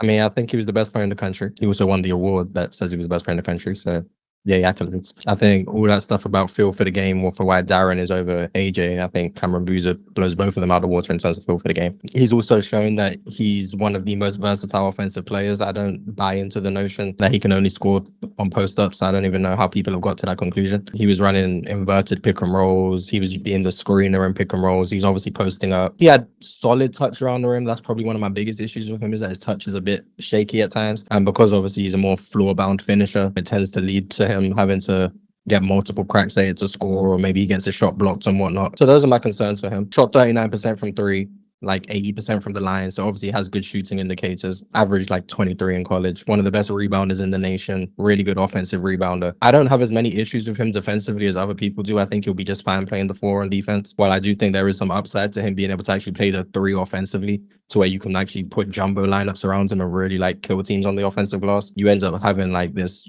walking mismatch where if you have 3s on him, he's too physically imposing, he's too strong, he's gonna get the ball on the block, post you up, he draws a double, he kicks out, and now you're playing out of that. Or if you put bigs on him, he can now take you out to the perimeter, run pick and roll, make a big navigator screen. They can't do that. Now he can even shoot pull up 3s out of pick and roll, which he's shown to be comfortable doing. Not pull up 3s going forward, but like obviously you go under the screen, I can now step back. There's just really no real matchup for him, in my opinion, based on what I'm projecting, obviously, because he might just be trash. But based on what I'm projecting, I think he's just a walking mismatch offensively. My biggest issues with him are, like I said, the lack of vertical explosion.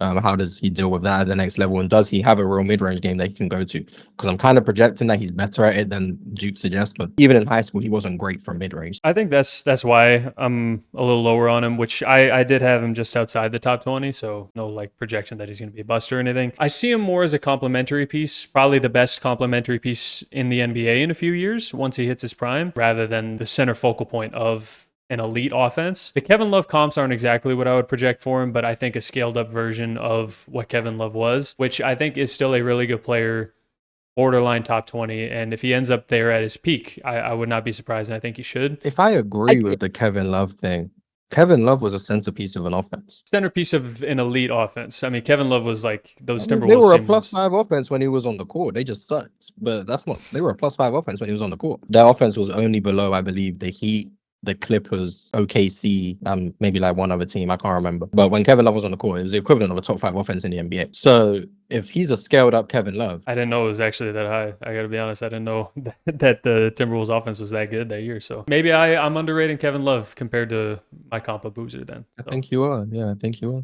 Kevin Love was really good, man. That was my initial reaction. Don't let the tail end of his career, where he was still a phenomenal player and an NBA champion, fool you that in his prime, Kevin Love was insane. I think Cameron Boozer is the most NBA ready. I don't think that he's a bust, although one of us is on record saying that he's going to be a bust. We'll get to that here in just a second. I'm interested to hear the rebuttal from that. I'm interested to hear his name brethren back that up with all of the stats that Marz threw out there. We'll get to that in a second. I think he is the most NBA ready. I think the first year, 2 year, 3 years, I think that development process for Peterson and Devonta is going to take just a little bit longer to get the feel for the game and the speed. I do think that Cameron Boozer has an NBA body, and I think that he is more than capable of competing against grown men in that standard right away. I think by year 5, that's when Peterson and Devonta have it figured out. Again, Boozer's not going to peak in year 3. Like, he's still going to be a really, really good player, but I think those first few years is where he has the edge, and then when they get towards 2031, I think it starts to level out. It is a drastic difference now looking at it of having them up this high and then not having them on the list, so maybe that could have been a reevaluation, but the better prospects for myself are Peterson and Devonta, but I'm not mad at Boozer. Cam, any comment on your bust comments? On your solidified that Cameron Boozer is going to be a bust? Cam Boozer is going to be Tyrese Thomas, solid power forward. Tyrese Thomas is a solid power forward now. Okay, I'm joking. He's going to be better than Tyrese Thomas, but Yeah, I just glad you can concede I just that. don't see him. What an accomplishment. I don't see him being a guy or one of the guys. I think he's going to be a solid player. He comes in the league ready, but he doesn't really take any crazy leaps. He gets better around the margins and he becomes a solid all-around NBA player that you wouldn't mind having on your team, but he's not going to be a building block for a championship roster. And I think that's what these other guys are. I just don't see it. I think he's good at several things. He has a feel for the game, but as you mentioned, he doesn't have a mid-range. And again, it's the athletic profile. Not that players who aren't athletic can't be great stars. It's just, I think the players who aren't athletic are offensive freaks, like a Luka, like in a way Kevin Love. And I even think Kevin Love was maybe a little bit more athletic than what Cam Boozer is. The players who are not athletic, they have to be phenomenal offensively to really carve out being one of the top players in the league. And I don't see that from Cameron Boozer. I think he'll be solid. I think he'll be consistent,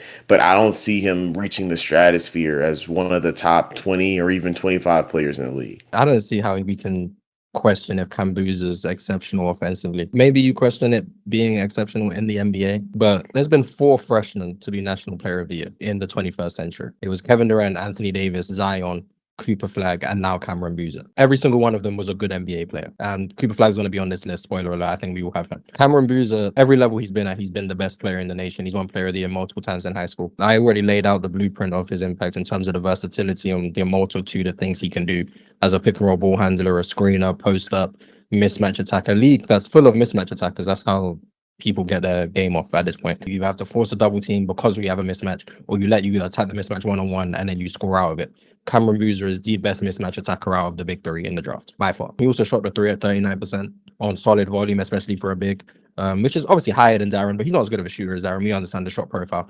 But like, projecting him to be a good NBA 3-point shooter instead of AJ is actually quite easy because AJ was the worst 3-point shooter than him, like quite clearly. Also, by being the best playmaker of the group, he's also the least turnover prone. He's been the most efficient scorer by far. I think his true shooting was 65. I think AJ's was 60. He did this with a heavy self-creation burden as well. So it's not just assisted buckets. He's doing this while self-creating. But he has the longest arms. He has a longer wingspan than AJ. He has more length. He's also stronger than all of them by a significant margin. I consider strength a part of athleticism. He's also by far and away the best rebounder of the group. Rebounding travels. That's one thing that if you look at any player statistical profile, even the people who are busts, if they were good rebounders in college, college, they were good rebounders in the NBA. I don't understand how one could see not an elite offensive player. As you mentioned, he's been the best player at the high school and the most complete player at the collegiate level, and yet he's still not considered to be the most impressive player of this draft. There's 2 players above him.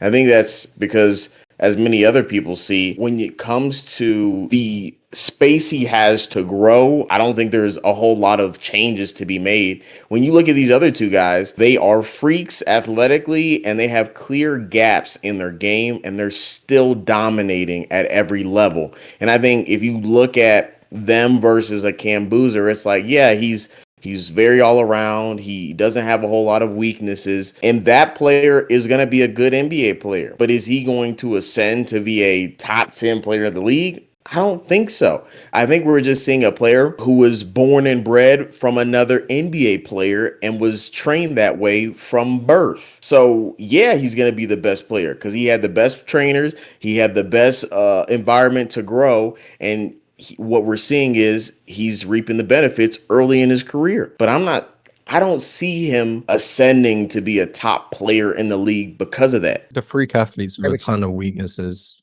who had room to grow is how you get Jonathan Kuminga and how you get Jalen Green, because, oh, look what they can do and their athletic profile, yay. And then they actually don't fix the weaknesses. Also, we both laid out his weaknesses, the mid-range game. We laid that out. I laid out the lack of vertical pop around the rim and how that limits his efficiency at the rim. Why is his mid-range game improving to become good, less projectable than AJ becoming a 3-point shooter? But we're willing to call AJ a 3-level scorer when he actually hasn't shown that he's a 3-level scorer. But we can't project Cam becoming a mid-range scorer. I'm not saying he can't become a mid-range scorer. I'm just saying him becoming a mid-range scorer doesn't make him a top player in the league. Like, him having no weaknesses doesn't make him one of the best players. It's him being one of the best at one of those things. And a lack of verticality is already a huge red flag, because players who don't have the verticality and the phenomenal touch typically don't end up being great scorers. It just doesn't happen unless you're averaging 27 points in college. But he's not. He was what, second in the country in scoring? 23rd? Yeah, 22 and a half. This is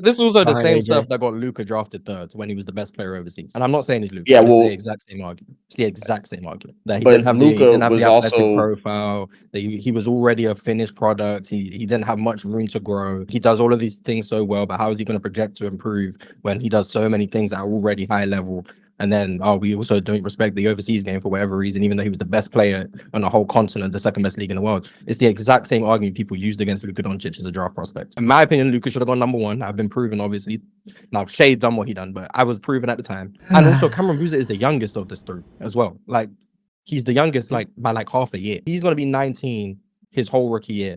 These guys turn 20. I just don't understand how you can be the most productive at every level, be the youngest, have clear room for growth, and then be told that you're already near your ceiling. I think it's lazy to just say that because he lacks athleticism that he's near his ceiling. I just think that's a lazy approach to scouting. But if you end up being right, then I'm not going to be here to tell you was right. But you can just victory lap 5 years from now about how correct you were. But if I'm right, I hope you guys will have me back, because I'll be victory lapping how right I am. Okay. We'll have you back in 5 years. We'll reflect on this. Yeah. Maybe Marz, a time or two soon. Marz, I wish you were our GM in 2018. I really do. That would have saved me a lot of heartache, because I think it was criminal Clearly. that Luka didn't go number 1. I don't feel as bad because the Kings took Marvin Bagley. So, like, while Eaton was a bad pick, it still wasn't as bad as taking Bagley at 2. So I don't feel as bad, but it was clear as day, and it was evident that Luka Doncic was the best player. But I think Cam Boozer splits. His shooting percentage has been great. I do also think that because he played at a high caliber institution where he did have other players on the floor that you had to worry about, less than they did guarding AJ DeBonta at BYU. Nobody else was really a quote unquote threat. True. Richie Saunders was a threat before he tore his ACL. And I think that was disingenuous when you said AJ had no help against Kansas, because Richie Saunders had 35 points and AJ was doing nothing. Duke did not have that many threats, in my opinion. Shout out to Isaiah Evans, good player. But I mean, Isaiah Evans was, the numbers wise, no. And also, I think Caleb Foster is a really, really good player. I think he has been for several years. Yeah, and then Caleb Foster was hurt in the tournament. And then obviously came back and then tried his best, but didn't look great. And then Gongbo was also hurt, so you didn't have him in the tournament either. Malik Brown is respectfully just not good. Caden also struggled for a lot of the year. Had a decent tournament minus the turnover. But yeah, this wasn't exactly an offensive juggernaut that they had over there. And also BYU is one of the best programs in the country when it comes to spacing. Yeah, coach was with the Suns for a while. What's his name? Kevin Young, I think his name is. Mhm. Yeah, he's with the He's our Suns for a while. assistant So last he has a year, lot of yeah. NBA concepts over there. So AJ's been getting a lot of NBA level spacing, really good in terms of like how they use pick and rolls. So I don't agree with that. I think Darren had a dire offensive situation. I don't think AJ did, but I think Darren was in a terrible situation in Kansas. I think that's fair. And I think the storyline around Cam Boozer probably changes. Like you mentioned, they were one turnover away from probably winning the national championship, potentially. The thing is, and why I brought it up too, why I wanted Cameron to back himself up, is the conversation wasn't whether or not Cam Boozer was going to be a good NBA player. You were on record saying that he was a bust. Yeah, that's the thing, is even if I'm not like in agreement with like where Marz necessarily has him on his ceiling, the things even you laid out, Cam, where he's like a guy that you would want on your team, that's not a bust. That's just not a bust. You asked me, you were like, is he a bust? I said, well, if he's just a good NBA player, above average. I didn't ask you, is he a bust? You offered that he's a bust. No, you were like, is he a bust? I said, well, if a guy is an above average NBA player, but not a star, and he doesn't translate to the way people think, is he a bust? And y'all say yes. I said, okay, then he's a bust. Would you take Caleb Wilson over him? Just out of curiosity. Yeah. Okay. Yeah, I'm not with you on that one. Interesting. I think defensively, Caleb Wilson's a better prospect. But Caleb, the wrist injuries they scare me. And the fact that it's both of them, those are worrisome. So for that reasons, I would rather have Boozer. Offensively, I do think Boozer was a better player. I think that Caleb Wilson, I wouldn't necessarily say had him in shackles, but he wasn't scoring like he would against any other player. Oh, that's a good question. I don't know. I think we're elevating Caleb Wilson. Like, I think there's a clear like top 3, and even if there's like, in my opinion, a top 2, I really don't think Caleb Wilson is close to Boozer. Caleb Wilson's also a whole year older than Cam, by the way. In that discussion, Cam, I think our evaluation of what an above average NBA player was different. Above average NBA player is not necessarily like, oh yeah, a guy you would love to have and could be like a really good 20-point per game scorer. You know, that's much better than an average NBA player. Hence why I said above average. Okay. Above average is like a guy that can contribute in some way. For a first or top 3 pick, that'd be a bust. But like a 20-point per game scorer that any team would want, yeah, that's not a bust. You added the 20-point per game. I never said that. That was your number. That was 10. That was 10? Okay. Then I'll get to my number 10. And number 10 is when we get to Jason Tatum. I still definitely think in a few years he's going to still be a top 10 player in the league for sure. Could be higher. The Achilles doesn't really worry me too much as far as like his longevity. It worries me as far as, is he going to have the same athleticism and explosiveness off the first step that he's had throughout his career? But generally, I feel really good about that. I just think there's going to be 9 players that are better than him, but he's still going to be on that superstar tier player. That's fair. Rolling right along to my number 10. Call it Glaze. I left him outside one time. I'm not doing it again. I will not be on record saying it again. My number 10 is still the 34-year-old, potentially at this point in his career, greatest Nick of all time. We'll see how it goes. Right. Jalen Brunson. I thought you were about to say Devin Booker. Okay. Oh, no. No. I really wanted to, but I couldn't. I set the trolling aside. But if you have him on here, I'm not mad at that. Definitely don't have him on here. I mean, he definitely could be. That's about 5. All right, Jalen Brunson. Okay. It's a little high, but I guess I could see it. Cam, what about you? Who's your 10th? I already have 10 because I prematurely said AJ DeBonsa. Right. Okay. He is in top 10. So 10, AJ DeBonsa. And then number 9, Tyrese Maxey. What's understood doesn't need to be explained. Number 9, Tyrese Maxey. When you're locked in, you're locked in. I've been high on Maxey the whole time, and that's not going anywhere. Marz disagrees. He said it. I'm a Tyrese Maxey guy. I'm much higher on a different guard that I think has showed you throughout this playoff run. He was already, as a rookie, the most consistent offensive player for a team that made it all the way to the finals, and I think he's only going to progress further. I really love his game. I've loved his game ever since he came into the league. Dylan Harper is already going to be, I think, the 9th best player in the league. Wow. I don't hate it. And as weird as it is, spoiler, I didn't have him on my list. I don't hate it. I don't hate it though. I didn't. I thought about it. I did. And I know that's one of the rookies that Marz was talking about. But not on the list at all? I don't really have a great reason as to why I didn't. It was one of the names that I was going through. And at the time of putting this list together, I didn't pull the trigger on it. But I don't hate it. Who was your number 20? Jalen Johnson is 20. Oh my goodness. Dylan Harper is going to be so much better. He's better now. So much better. Is what it is. Salute to Dylan Harper.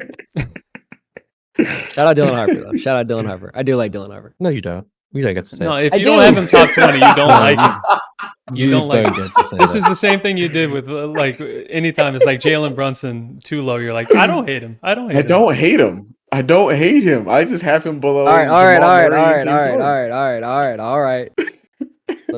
Give me a second. No, it's too late now. Don't worry. All about right, it. okay, cool.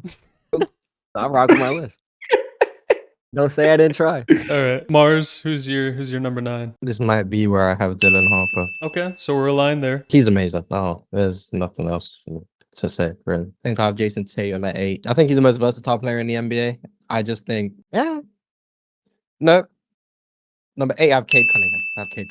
Cade Cunningham at 8. Worse than Jason Tatum. Yes. I think I have a hard time seeing how the scoring limitations of Cade get figured out. That's really it. I love the defense. I love the playmaking. Yes. I just think he needs someone else to play with him. I don't think that fixes his limitations more than it just transfers the burden to someone else. Exactly. But that doesn't change him as a player. He still has the limitations I'm talking about. But I think they're less relevant when you have a system where he can be the best version of himself as a playmaker and a scorer, and that is having the spacing to actually get to the rim. He plays with so many guys who cannot shoot. That also hampers his ability to score inside. Yeah, I think it would help the Pistons be able to be a better team and win. But I'm talking about him as a player. And ultimately, him as a player is still going to have the lackluster rim numbers because even at every level he's been at, he's not had the greatest touch around the rim. That's just who Cade has been historically. He's going to be a heavy mid-range scorer, which inherently has its inefficiencies. Do I think he can get much better as a mid-range scorer? I don't know. I think he's already one of the best in the NBA. And although I do love the playmaking, I do think he's going to have turnover issues for a large part of his career. So if I'm picking between the two, I'm going to go with Jason Tatum, who I view to be more versatile. I have less scoring question marks when it comes to him. And I do think he's the better defender, and I think he will continue to be the better defender, even with all of that being said, because of everything else he does at such a high level. Still enough to have him at number 8. The reason I'm a little higher on him is I do think the 3-ball will continue to develop, and where the getting a second player around him to not even necessarily the scoring burden, even though of course that would help, just to space out the floor, that will ultimately help with the turnover issues in my opinion. Also, if he continues to develop his decision making as well, I think that will kind of get the turnover ratio where it should be on top of developing as a scorer. That's why I'm a little higher on him than Jason Tatum, who is probably going to be the level of player that he is today. I just think Cade will elevate past that. I think that's fair. Yeah. I think his numbers at the rim are really because of lack of shooting. And it's not solely on that. Like, I do think Cade still has to improve on that aspect of his game because I do think he is a really good downhill driver. And I think his ability as a playmaker, players really can't guard as tightly as they want to, and he is fast enough, he's strong enough to get to the rim. He does have to improve that, but it will help when there's not 3 dudes standing in the way, because if you kick out, you're living with that jump shot. So a shooter around him will help, which is why I am also just a little bit higher on Cade as well. But I see the conversation, can he do it? You know, the potential's there, but can he do it? If you're not sold on it, I get it. I think 8's still a good spot to have him. He's still a top 10 NBA player. Number 8 for me, way too low on Cameron's list. I still think he's going to be one of the best players in the league. But I do think the regression starts probably in a few years, come 5 years from now. I think Nikola Jokic, the defensive liability is always going to be there. Likely just going to get slightly worse with time, even though he's already a defensive liability. But I do think other guys are going to elevate past him on top of the regression coming along by age 36. Locked in. Yeah, you got him number 8? Number 8, not 18. Damn. 19, wherever you had him. Somewhere near there. Yeah, I think 19. Yep, 19. That's right. Marz is going to shock us and not have Jokic on the list at all. Nah. Yeah, maybe. It's still up in the air. He's either number 1 or retired. Yeah, He might be number 1. I mean, Bron was number 1 in that 35. That's facts. that is true. Well, arguably, That at ain't least. Bron. Anyway. So, That ain't Bron. well, some people tell me modern era, Bron. Now, Bron's Check his still box modern. plus Yeah, minus. Bron. No. We surpassed Bron. Check the box plus minus. Yeah, I mean, the PRA clearly he's the best player of all time, obviously. Right up there with Wilt. I mean, it has to be. That's Just logically. So, yeah. more number, better player. Yeah. Cam, who's your number 8? One more name for us that you have above Nikola Jokic, which all of these names have been. And Jason Tatum. Thanks for reminding me. Just I wanted to set the appreciate scene that. for you. I almost forgot about that, so I'm glad you reminded me. Don't worry, I'll keep reminding you. Don't. Okay.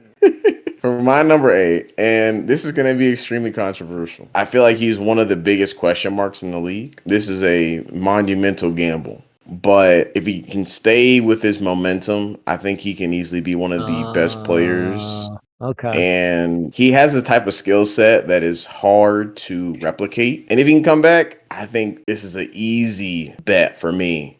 At my number 8, I have Tyrese Halliburton. I forgot about his existence. I actually also forgot about Tyrese Halliburton.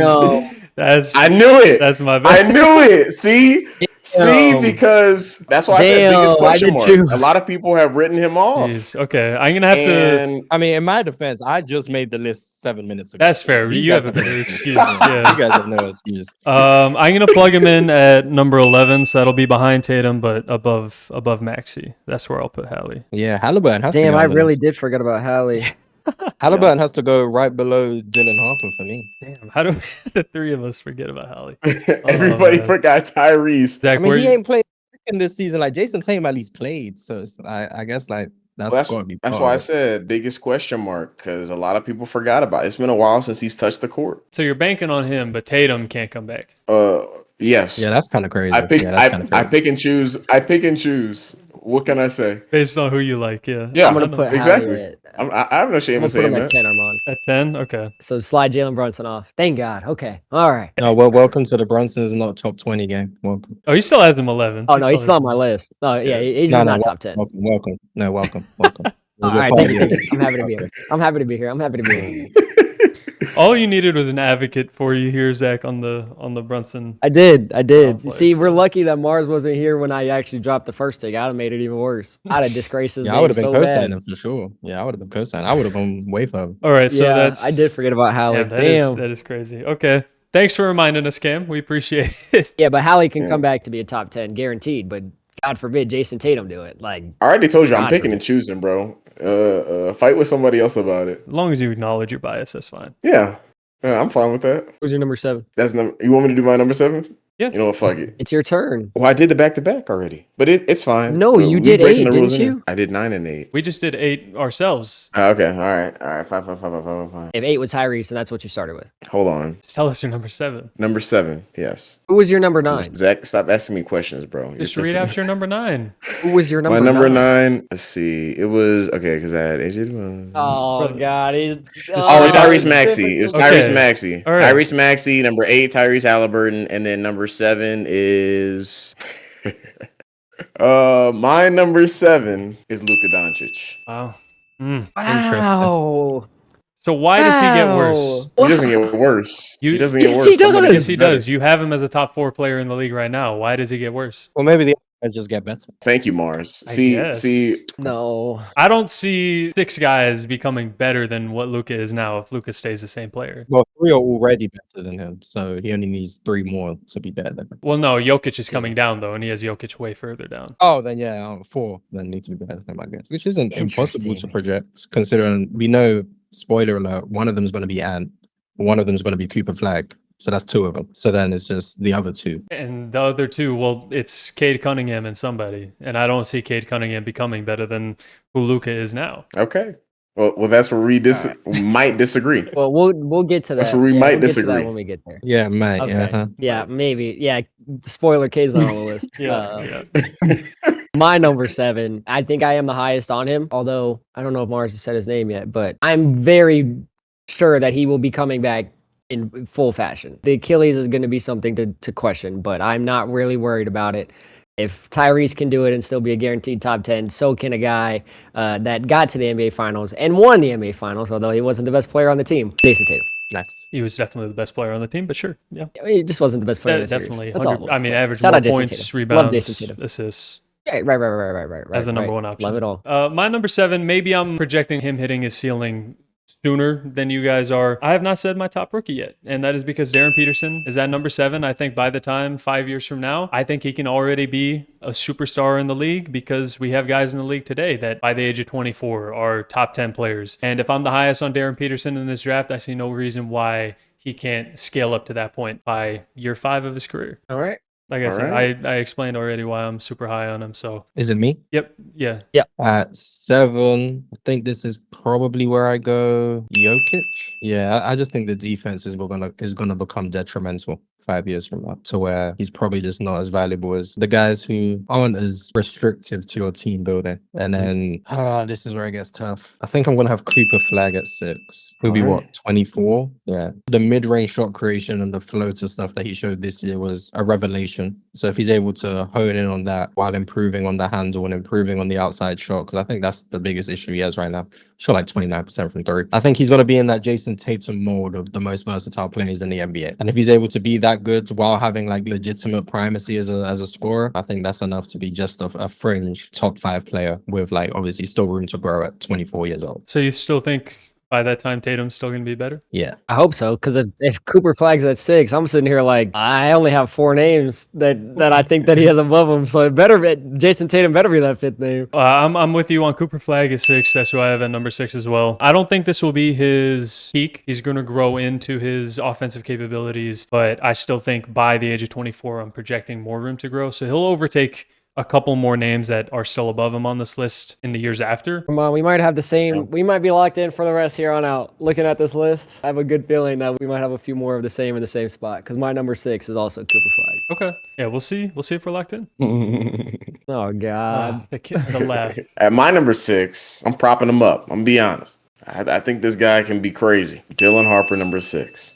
Dylan Harper, number 6. We're all high on Harper, but above Luka. Hey, in 5 I know years? 6 Not is all crazy. of us. Not all of us. Some of us don't have until 20. Oh yeah, sorry. Yeah, I not tried. all You of didn't us. even My let me. bad. I tried to make the adjustment. My bad. I tried to make the adjustment. I agree that he's going to be top 10. I'm not saying he could never be better than Luka. I just think the probability of it is lesser than the chance that Luka is still better, just because Luka's already at that level. And I don't think he's going to regress. Contrary to, I think, what the consensus belief for some reason is, because he came into the league so good, there seems to be some kind of opinion that, well, that means he's bound to fall off sooner. I don't find that to be true. I think the likelihood of Harper becoming better, especially 5 years from now, is less likely than Luka just still being the same player he is today. I think that's sensible. I don't know, man. I got a gut feeling. I like it. And then number 5, I have Cooper Flag. Okay.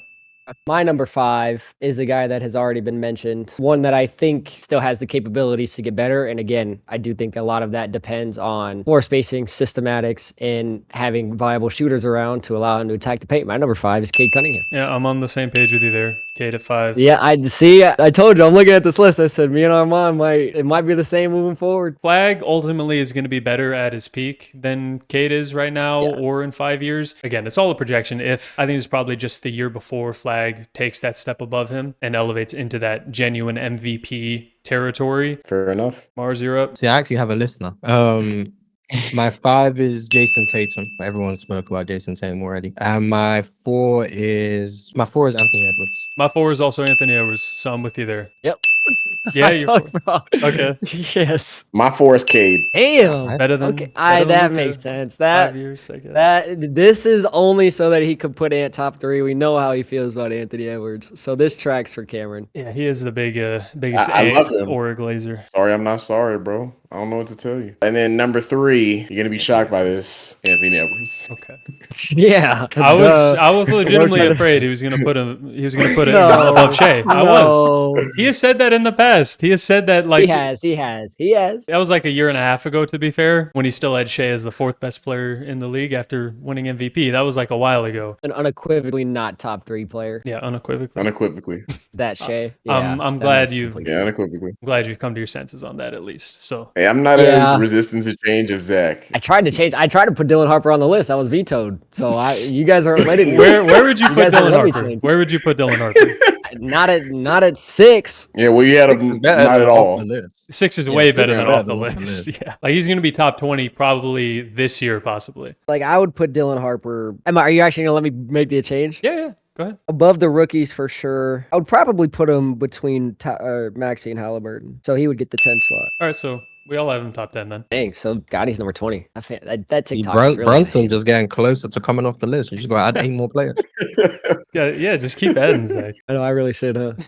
My number 3, probably your number 3, if the list tracks the way that it tracks. 7 was a little low. I do think he's going to stay in that range every year that he plays in the NBA. He's going to be a top 3 player. Honestly, however long he continues after, if he can keep himself healthy. Luka Doncic is my number 3. Yeah, we're gonna have the same top 6 because Luka is my number 3. I'm not a biased Laker fan as you guys claim to allege. Not gonna have him above Shea. I should have put Luka at 4 so that Armand could have him at the highest of the 3. So then we could be like, yeah, bro, it's because you're a Lakers fan, duh. Yeah, it's because you're a Lakers fan. Marz, what team are you a fan of? Gotta be Thunder. Wherever Jalen Green plays. So Phoenix right now. There you go. We got 2 Yeah, Phoenix wait, fans for on real? the show. Jalen Green FC. Oh, valid. Absolutely valid. Thank you. That's why his name hasn't come up yet. It's on the way. It's me, right? Yeah, you're up. So see, 3 and 2 is where I don't know. I know who it's between. I just don't know who's who. The safe bet is just to say Luka 3, Shea 2. So I guess I'll just say that.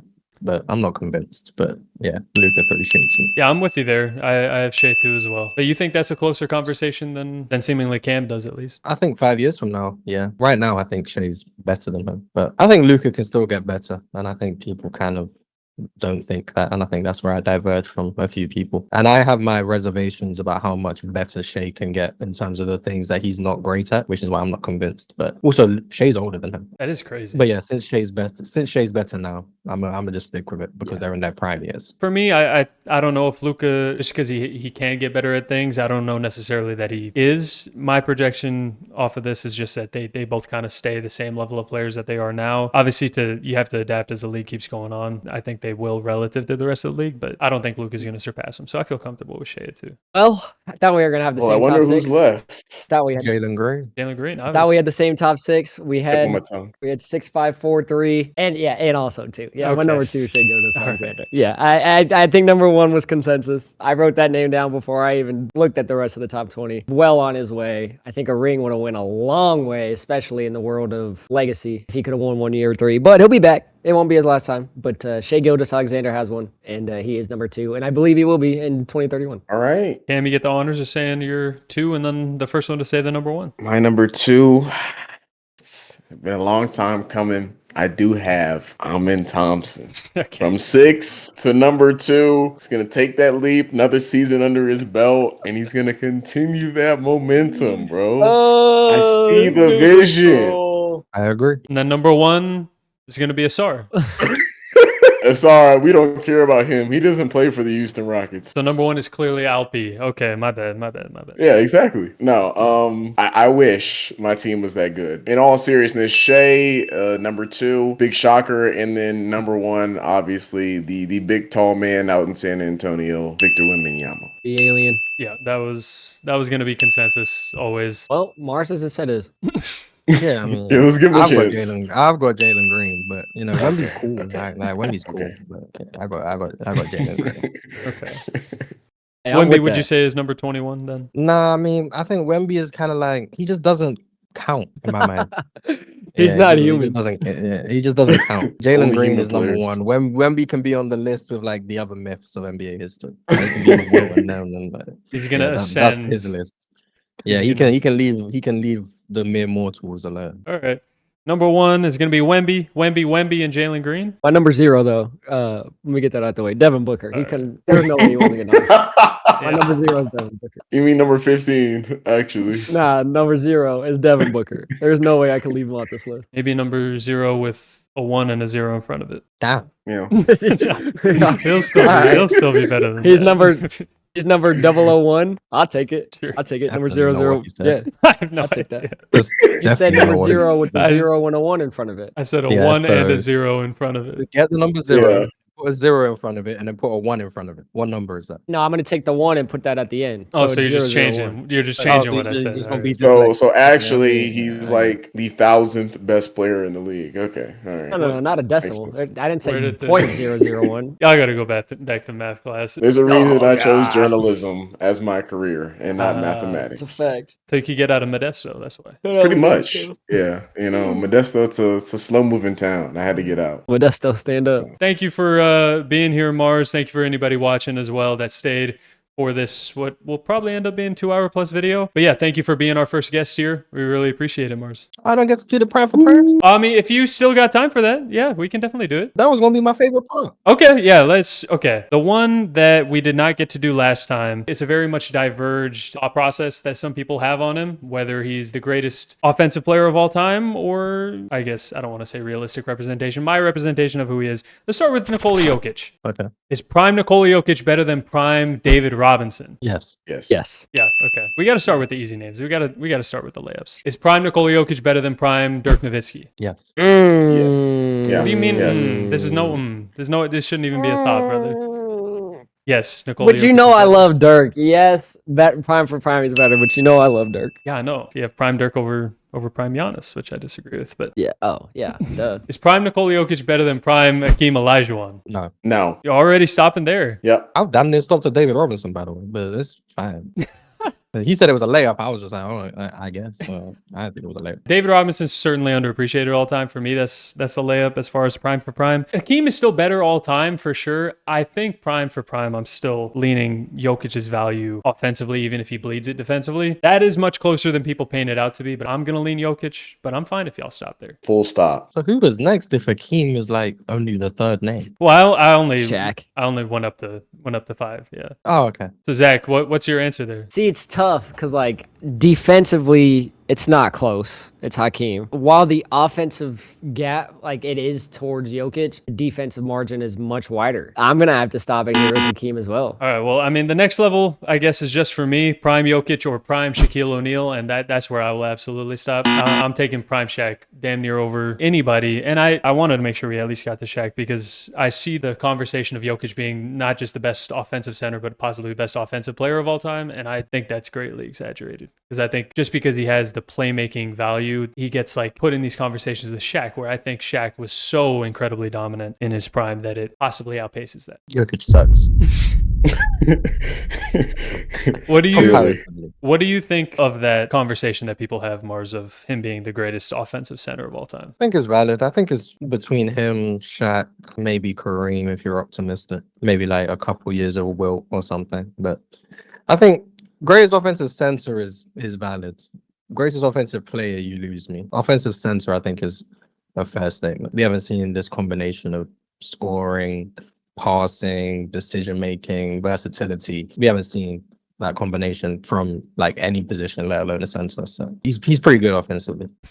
I would say so. He's no Kambuza, but Well, maybe in 5 years we can have this. We'll do the prime for Cam Boozer too. Okay. I'll be there. Yeah. All right, Yeah. that was good. I'll book you for 5 Start, years from now. start with Tyrus Thomas, and then we'll work our way up. All right, yeah, that'll be level 1. Okay. Yeah. Maybe level 2. I mean, Tyrese. apparently, it was really solid. I got to think about Level that, 2. bro. I got to think about solid NBA player Tyrus Thomas. Level 5 was going to be Kareem, but yeah. Well, Shaq's better than Kareem. No way. So, I mean, Whoa. Sure. Do you have Shaq That's a above hot take. all time or prime or both? Shaq's prime is better than Kareem's prime. I don't think that's crazy to say. I just think what gives Kareem the edge is just the longevity. Yeah, but I Yeah. guess if we're talking prime for prime, yeah, that's valid. All right, and then prime Luka or prime Allen Iverson. Prime Luka. Damn, that's Yeah, the first okay. one. That's the first level. Is that the layup? For me, that's a layup. I don't know about y'all. For me, that's a layup. Oh, so you're an Iverson hater. Interesting. I'm not a hater. Not a hater. A little bit. I Little think bit. he gets I don't like hate. exaggerated a little bit all time. Yeah. See, hey, you got it. It's cool. Sorry, yeah, can't criticize. He won an MVP and he took them on a finals run in a week East, and they won one game against the Kobe Shaq Lakers. But let Bron get to the finals in 2018 and win 0 games, and it's the greatest player forever. But Iverson wins 1, and we can't even bring it up. Hater, but it's okay. Nothing wrong with it. Maybe if he went on, I don't know, maybe like 9 more of the runs, I'd put a little more respect on it. But Why he need to go on 9 more? He already showed he could do it. Yeah, but you got to do it He did it. He got up to the finals. once. Playing with Aaron McKee. How many times is Philly meant to get to the finals? he's better than Luka multiple times because I think prime Luka's going to get there multiple times. Because made it one. His career's not over. Luka made the finals in year 6. AI made it in year 5. In a much weaker conference, though. Luka beat who? Luka beat who? In that Thunder. run, I want to say the Thunder and the They beat Timberwolves. the Clippers, Thunder and Timberwolves. That's who they beat. The 76ers beat the Bucks, who were the best offense in the league that year. Beat them in 7. AI closed that series with like 45 points. He beat the Raptors, one of the better teams especially in the Eastern Conference. They were a good team. The only team he beat who weren't good was the Pacers. Was it the Pacers they beat in round 1? Yeah, it was the Pacers they beat in round 1. That was the only team that was like, eh. But even then, they were in the finals the year before. Even then, I could technically like finagle my way to saying that was a good team. There's a reason the Raptors and Bucks series went to game 7. But you know, it is what it is. AI, you never gonna get respected. I'm gonna give you your flowers then. That's why I said that this wasn't easy. I mean, Prime AI was an MVP candidate or MVP winner, not even MVP candidate. But I'm gonna lean Luka, but this isn't a layup. Shaq was the I mean, MVP. there's always gonna be arguments. There's gonna be arguments of who should have won MVP in the early thousands. I think everybody that won them was rightfully winning them. So we're gonna cut that conversation there before we get to Steve Nash. He's a Steve Nash guy, which you cooking on that one. You cooking on that one. Well, that blends into that blends. Well, actually, no, he's coming up. Prime Luka or Prime Stockton is actually level 2, which probably should be level 1. Thinking about it now, probably should have been level 1. That Prime to me seems much easier. Yeah, I'm sorry, Armand. For me, per our last conversation, I saw the NBA defensive rule and the highlights of John Stockton, and it really gets wicked out here because John Stockton is really the mailman for the postman. He wasn't doing shit. He was throwing entry passes and sitting on the 3-point line. Yeah, they got on me when I ranked him as like the 13th best point guard of all time, I want to say. Damn, you're a Stockton hater too. Oh, a bona fide Stockton hater. Who do you like? We all are now. Not those two. After watching the highlights, it gets wicked. This probably should have been level 1. That's how much of a Stockton hater I am. Well, yeah, he's worse than Iverson. Much worse than Iverson. It's considerably. Okay, now you guys are hating too much. No, Stockton's better than Iverson. I don't like that. Everyone. Give me Stockton. Someone's got. I got Luka. Stockton guy. Yeah, I got Luka. Okay, and this is what I was saying. We were blending right from. Obviously, Zach's son's fandom, being a Steve Nash guy. Level 3, is it Prime Luka or Prime Steve Nash? Prime Luka. Steve Nash. Prime Luka. You both are going Steve Nash? Yep. I'm taking Steve Nash. I'm going Prime Luka. I'm sorry. That's fine. I'm not sorry. Really, I'm not. I gotta say it, but I'm not sorry. Obviously, Nash gaps playmaking wise, of course. I think the scoring gap is more significant for me. Monumental. And they're both not good defenders. Yep. Points per game numbers, obviously Luka's are higher, but that wasn't Steve Nash's game. I mean, if he would have shot the ball 20 times, he was a very, very efficient scorer. So if he was a volume shooter, the numbers, I don't think would have been up to Luka's standards, but also the playmaking and the efficiency. I mean, Steve Nash was a 50, 40, 90 player and a back-to-back MVP. So I mean, we just talked about them guys not deserving the MVP, but rightfully so. Back-to-back, 2 deserving MVPs. 1 deserving MVP. 1 is good enough. I don't care about the MVPs. I just think Nash is better than him. I disagree, but I think it's a closer conversation than Cam might like to have. Because who did you have over him, Cam? You had Dwight Howard above him. Yeah. Above Steve Nash, yes. Yeah, that's right. Okay. Yeah. And said James Harden was a better playmaker than Steve Nash. Oh, that one was the most egregious, yes. I can't even fathom Dwight Howard being better than Steve Nash. Me neither. It's because of the defense side of the ball. That's all it was. Steve Nash was a cone on defense. That was his argument. I mean, he was. That's not inaccurate. Been a lot of cones on defense in NBA history, and a lot of them are better than Dwight Howard. So. I mean, Prime Luka is better than Dwight Howard, and he's a cone. Sure. Yep. All right, level 4, another cone defensively. Is it Prime Luka or Prime James Harden? James Harden. I would go Harden. I'm gonna go Harden. Yeah, I'm gonna go Harden. Okay, you guys are hating on Luka too much. I'm changing my vote.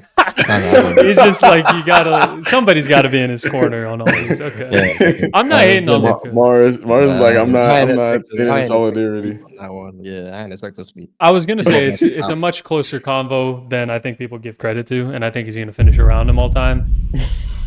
I also think it's close. Level 5 was going to be the 2 greatest international Dallas Mavericks of all time: Prime Luka or Prime Dirk Nowitzki. It's. Oh, are we all answering? Oh, I thought we all ran out. We did. Dirk Nowitzki. Dirk Nowitzki. It's Dirk Nowitzki. Yeah, I'm going Dirk. Yeah, then I'm going Luka. You think that's close enough to have a combo? I mean, I'm not sure that Dirk's better than James Harden. So yeah. Really? Yes. You're naming a lot of guys who are in similar vicinities to me. I don't think Dirk is just clearing Luka and James Harden. If he is better, I don't know, maybe. But to be fair, they both choked in the playoffs, so they got that going for them. Dirk at least has the 2011 run. Yes, unfortunately, because he was going against. Yeah, I apologize. Yeah, but to be fair, Braun and Wade and Bosch teamed up. So I mean, shit. Oh, there goes my reporting. I don't think you can really use that against Dirk. To be fair, because he beat the super teams that got formed. Now he didn't have the refs cheating against him. but you know, it is what it is. That's why I'm going to give him the edge in their prime all time. Because Scott Foster's a cheat. Yeah, got to use everything to your advantage. Clearly paid him off. Yeah. Cameron's recording stopped, by the way, just so you know. Yeah, you're gonna have to throw up the Yeah, I got a picture. I got to go to pictures. you gotta throw up the graphic. Yeah, I'll throw up the yawn picture. That's all right. Yeah. So unprofessional, man. My balls. What do you say? My balls itch. Oh my god. God damn, my balls hurt. Yeah. True. With that context, That I was think supposed to that's be off the record. It was in the video. No, it's better if there's no context for Marz. Yeah, just to have that be the quote. Yeah. Oh, sorry. Cameron's No, it's video better died, without the And he context. had a It's yawn okay. picture. Yeah, Oh, leave you it, hear yeah, it? Give leave me it that up to my recording. imagination. Yeah, leave it up to my imagination. All right, there you go. There you go. There you go. All right. Well, with Cam's recording dying, I guess that's as good a place as any to end off. Thanks for being here, though, Marz. We appreciate you being our first guest on the show, and we had a lot of fun recording this. I don't think anyone else is gonna be here for 3 hours. You're welcome. Thanks. Commitment. We Yeah, appreciate it. No man. problem. Thanks for having me. It was fun. I enjoyed it. Glad to have you on. Make sure anybody watching to this point, make sure you go subscribe to Marz. Check him out on Player's Choice as well. I'm sure you know him. Make sure you join the Discord to be part of our community. See you guys later. Peace. Peace.